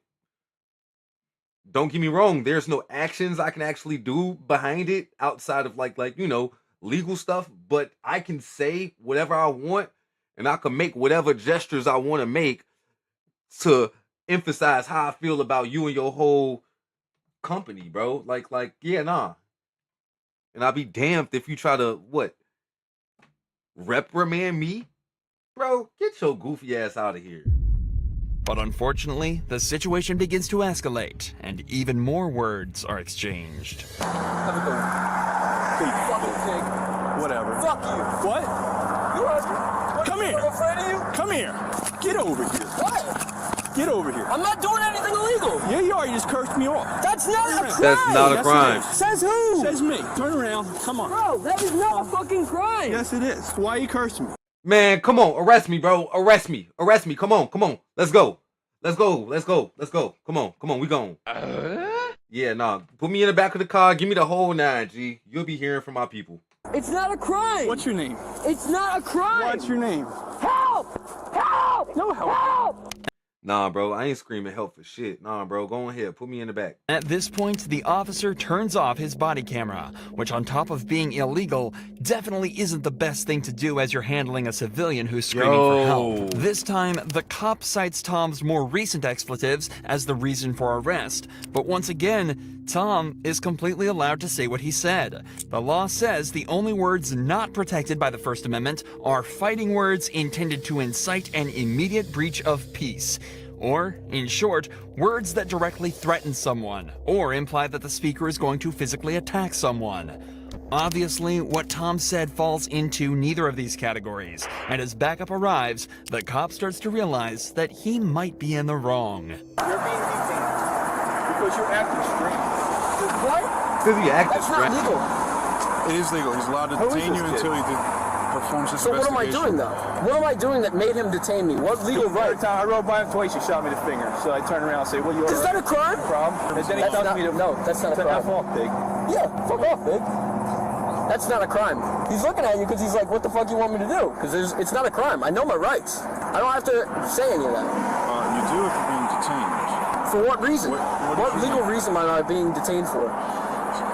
Where are you coming from and where are you? What legal reason am I being detained for? I need to know that. Legally, I need to know that. Now the officers are telling Tom that he's legally required to identify himself now that he's being detained, despite not being able to provide a reason for his detention.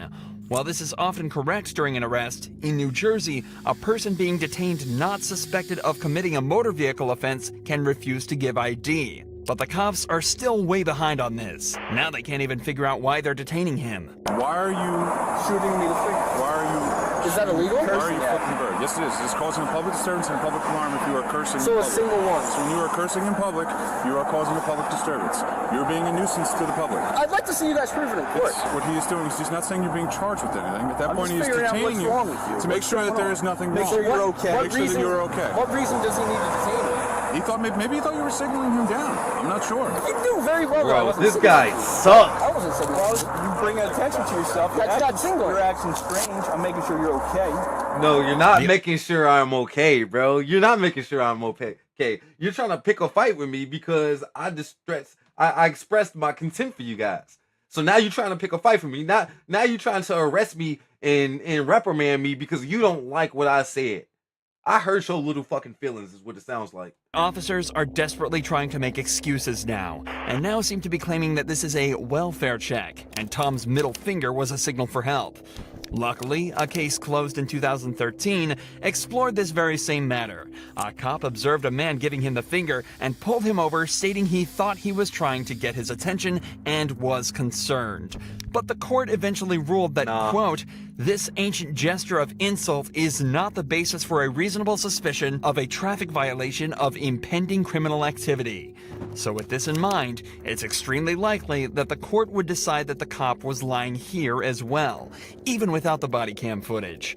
But the best part of this entire investigation is watching the officer's face as he tries to escape the hole he's dug for himself. Cursing and using vulgar gestures is causing a public disturbance. What's the First Amendment for? The First Amendment is for your freedom of speech.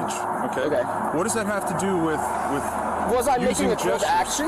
Was I making a call to action? Was I like when you were threatening acting, you in any way? Did I threaten you? Do you understand? You know what a call to action is? Do you understand that you're First, acting? Is that a call to action? Am I calling for an action to be done against you? No. Do you understand that it is? Listen. No one wants to listen to you. You're not right, and you don't know what the fuck you're talking about. You need to listen, bro. These guys suck. It's behavior that's out of the ordinary. So what were you doing? It's behavior that's out of the ordinary. Do you know me? Do you know who I am and how I normally act? Do you know what the hell? Who are you to say this is out of the ordinary for me to behave like this? Like, no. This is who I am every single day. I wake up and flip off cops every single morning. Well, I want to know from your perspective. What was I pulled up onto the scene, so you tell me what you were doing. To bring you attention. I plead the fifth.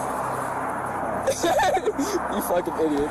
What has now turned into an argument lasts for a few more minutes before Tom finally gives in and hands his ID over and is told he's free to leave. Remember, he was not legally required to identify himself, but that was the only thing that got the officers to let him go. Tom also informed the officers that he intended to pursue legal action, but very little information about this is publicly available, or the fates of these horrifyingly corrupt officers. Both of these cases have featured people who knew the law perfectly and managed to defend their own rights from corrupt officers. But let's flip the perspective quickly and look at criminals who are so smart, they managed to escape the cops with crafty techniques and street smarts. One such case is that of Quantrell Schwarzlow. What is this nigga name? Bro, wait.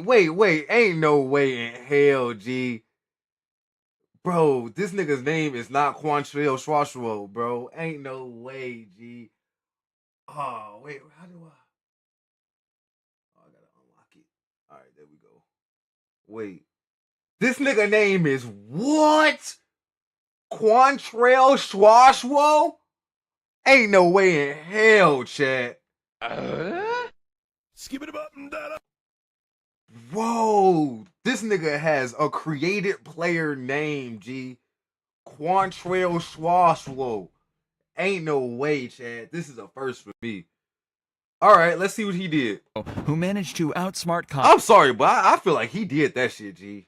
I feel like Quantrell did that shit. I'm sorry, but it is what it is. By escaping custody in just seconds. Quantrell was brought in for strangling a girl and assaulting her, a crime he clearly didn't want to be convicted of.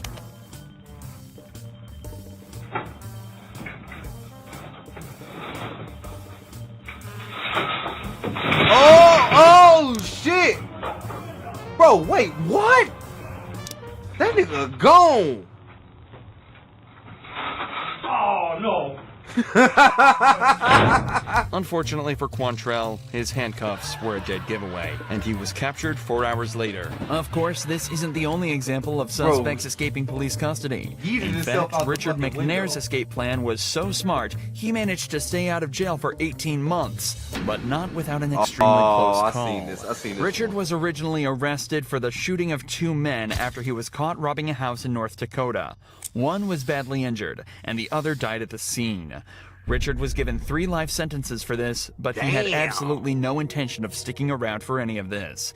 In 2006, he managed to escape from the prison by burying himself in a pile of mail and being carried straight out the door. But just hours later, he was stopped by police while jogging away from the prison. You live around here, buddy? No.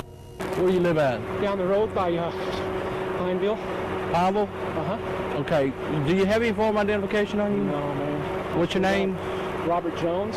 Richard appears calm, cool, and collected while talking to the cop, and gives the innocent alias of Robert Jones, stating that he's just out jogging around where he's stationed for work. That's not the problem right now. What's your address? I don't have an address. I'm at the hotel. We're working on houses and stuff like that, the roofing. What is? We got an escapee. Oh, shit. Where from? Prison. There's a prison here? Richard must think that the jig is up, but he manages to stay calm and play it cool. He gives a simple, neutral response and keeps his stance on the loose to avoid looking uneasy. The cop then radios in for a detailed description of the fugitive and attempts to match it up to Richard. How old is your guy? You're how old? 50. I was born in 56. You said born in 56. 58. What color you got? Green. Well, kind of a turquoise blue. Turquoise blue. Most people in this situation would be getting restless and giving short, closed-off responses because of nerves. But Richard somehow manages to give full answers to everything and even jokes with the officer. Yeah, he's slowly trying to convince him that he's just a normal guy and that he's absolutely not hiding anything. You know the bad thing about it? What's that? You're matching up to him. God damn, bro. Yeah. I don't even know that. We just got into town about a week ago, and he dropped me off to jog. I always jog about 12 miles a day. Where did he drop you off at? Up there on that road by, there's some construction going on up there, some houses. And he dropped me off. He'll be back to the hotel in about probably 10 minutes, 15 minutes. Where are you from? We're originally Dallas, Texas. What's your name again? Jimmy Jones. This should have been it for Richard. Jimmy Jones? He gives a completely different name to his original alias. You're supposed to be Robert Jones. You're supposed to be Bobby Jones, man. Not Johnny Jones. The cop somehow completely missed it and carries on regardless. Put yourself in my position. Where's y'all's motel at? Okay, Walmart's right there. go right at Walmart, and there's a road 165 that goes south. Little old tiny hotel. I mean, it's clean, but it's family owned. Little old tiny hotel. Yeah, you know, like a motel deal. You park up there. I promise you, I'm not no damn Chris and Escape. You'd have done run by now. You know that yourself. Did you see anybody or anything? There's some kids up there playing. I'm sorry to have to hold you up, but... Hey, no, I'm just doing my job, man. I know you are. Can you write down your phone number, your cell phone number, so I can have whoever call you? Just call 911. That's all you gotta do. Don't get a hold of us. Hey, that's the method, Chad. He just cooked with that shit. Oh my God. Man, he said, hey, you think you can write your phone number down so if I see him, I can give you a holler? Man, bro, my boy cooked with that shit. Oh my God. Police like, nah, just call 911, guy. I'll talk to you later. Bro, my man's got off on the smoothest interactions. Nigga, be more like this guy. I mean, no, I'm sorry. Don't be more like this guy. But just be cool, calm, and collected like this guy. Holy hell. Please don't confuse my words. That's our quick line there. You have a good day now. Be careful, buddy. Thank you. All right. This was the last time Richard McNair was seen for 18 months. Damn! During his time on the run, he traveled using stolen cars and supplies from Louisiana all the way up to Canada, where apparently he almost bought a property and attempted to settle down. Bro, he was finna buy a crib, G? My man, bro, 18 months on the run is crazy. And to get from, I don't even know where he was at. But, bro, he got to Canada, G. He got to Canada in 18 months and was this close to buying a crib, bro. He was literally on a home stretch, like literally, G. And I wonder what happened to him. In October of 2007, Richard was finally caught and apprehended in New Brunswick after he was identified driving a stolen vehicle miles from where it was last reported. God damn. Despite quite literally being a murderer, Richard did play this incredibly well and simply outsmarted the cop and all the others on his tail for a year and a half. This cop must have been humiliated. That's what I'm saying, bro. He got that shit on video and spotty ass 4K. That's not 4K. That's like 2.5K. But goddamn, it's all recorded. But not as much as the unfortunate officer who had a run-in with Joel Delgado, who had his escape planned for days before it actually took place. Joel had been arrested on myriad of charges, including drug trafficking and shooting his girlfriend, and was looking to go away for a long time. But after his most recent arrest, he told police that he'd been badly injured, so was taken to court in a wheelchair. This is why police were extremely shocked when this happened.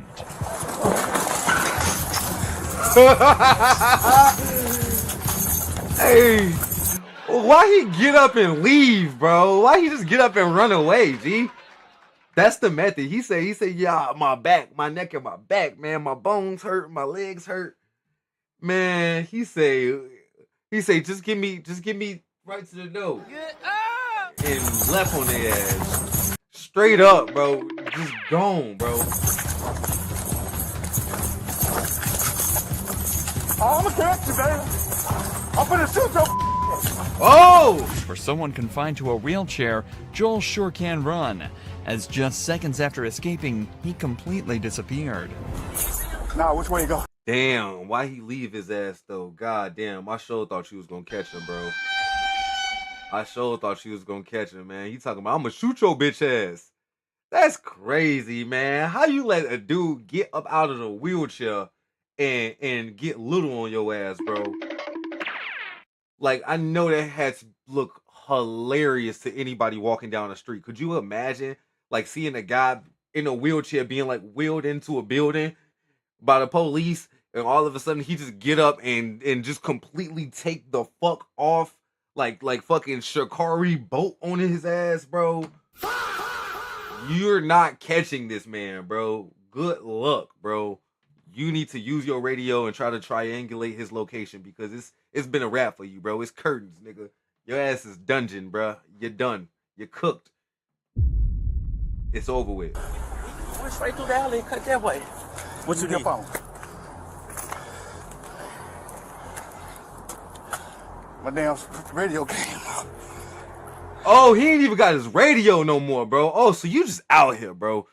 You just really out here, man. You hawk this boy down.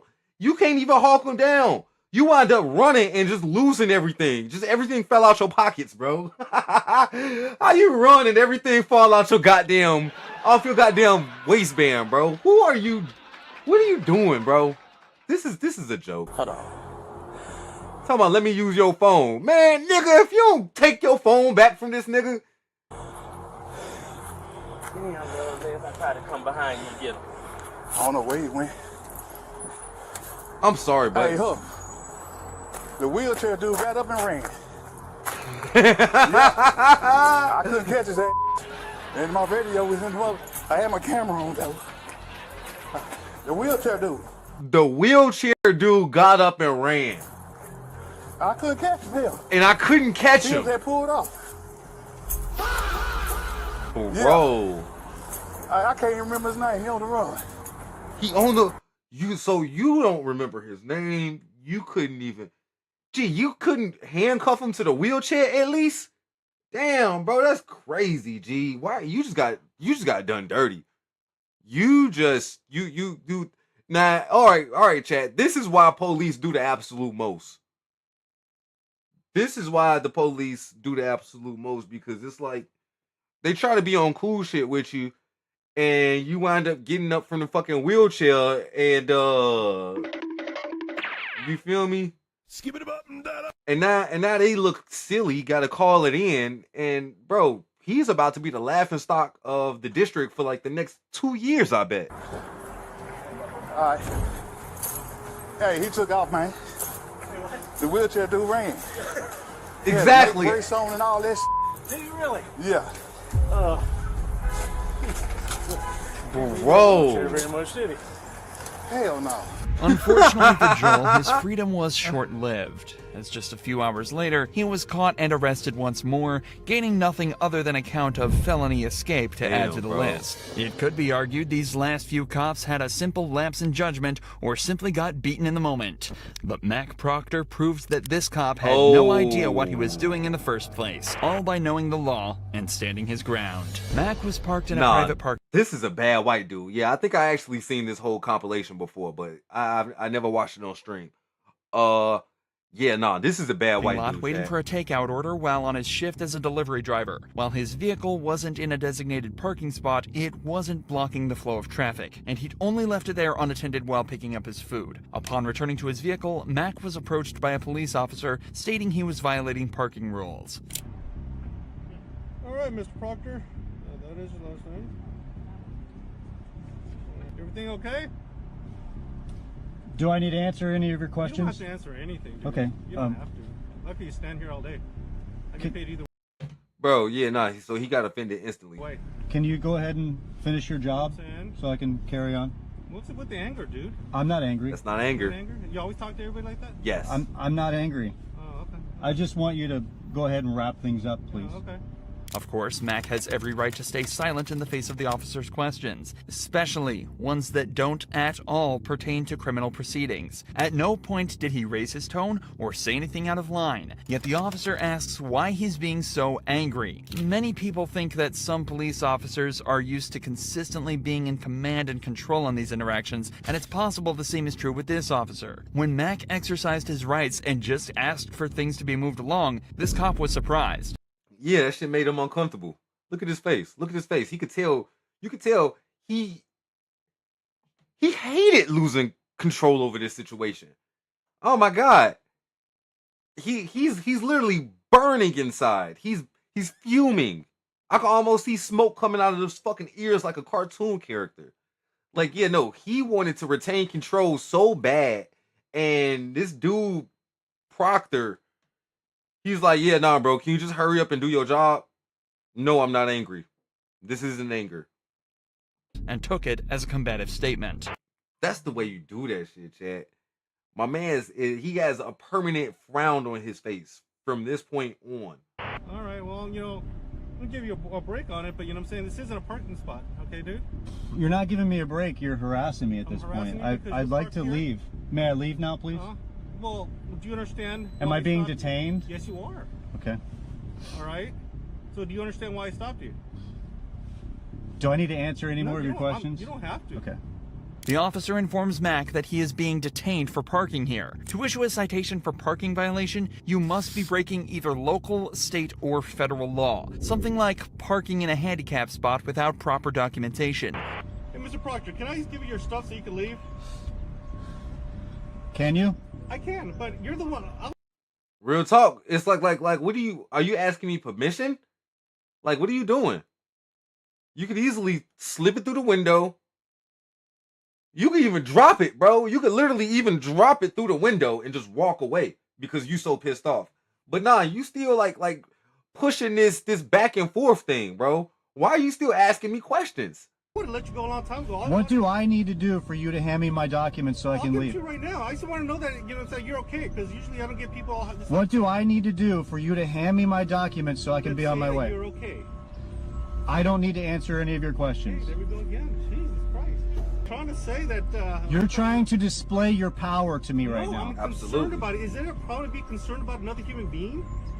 You have no reason to be concerned about me. So it's okay then. You're okay then. You can hand me my documents and I can be on my way, or we can.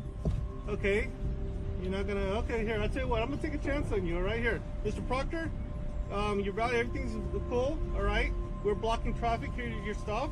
Mac was allowed to leave without further incident, but this interaction raises questions about why he was met with further difficulties after doing nothing other than exercising his Fifth Amendment right. Cause they hate it when you get smart with their ass, G.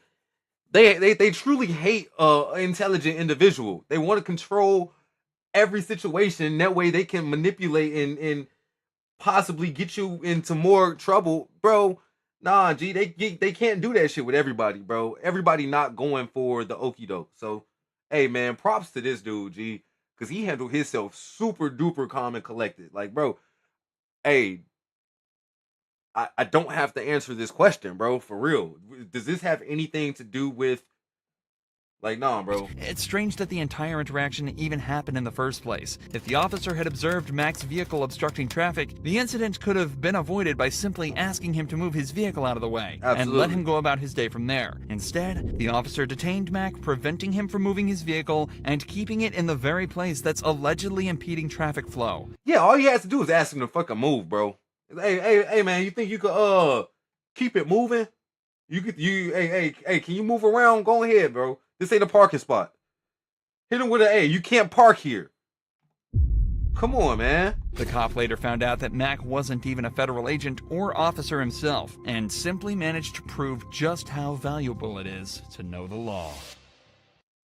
Hey, man. Shouts out to Mac, bro. You the best. You the best, bro.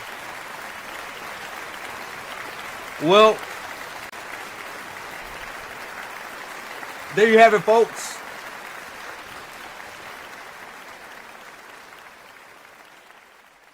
Well, yeah, well, there you have it, folks. That was another W stream, man. Hey, I had an amazing time. I want to thank everybody for tuning in with me.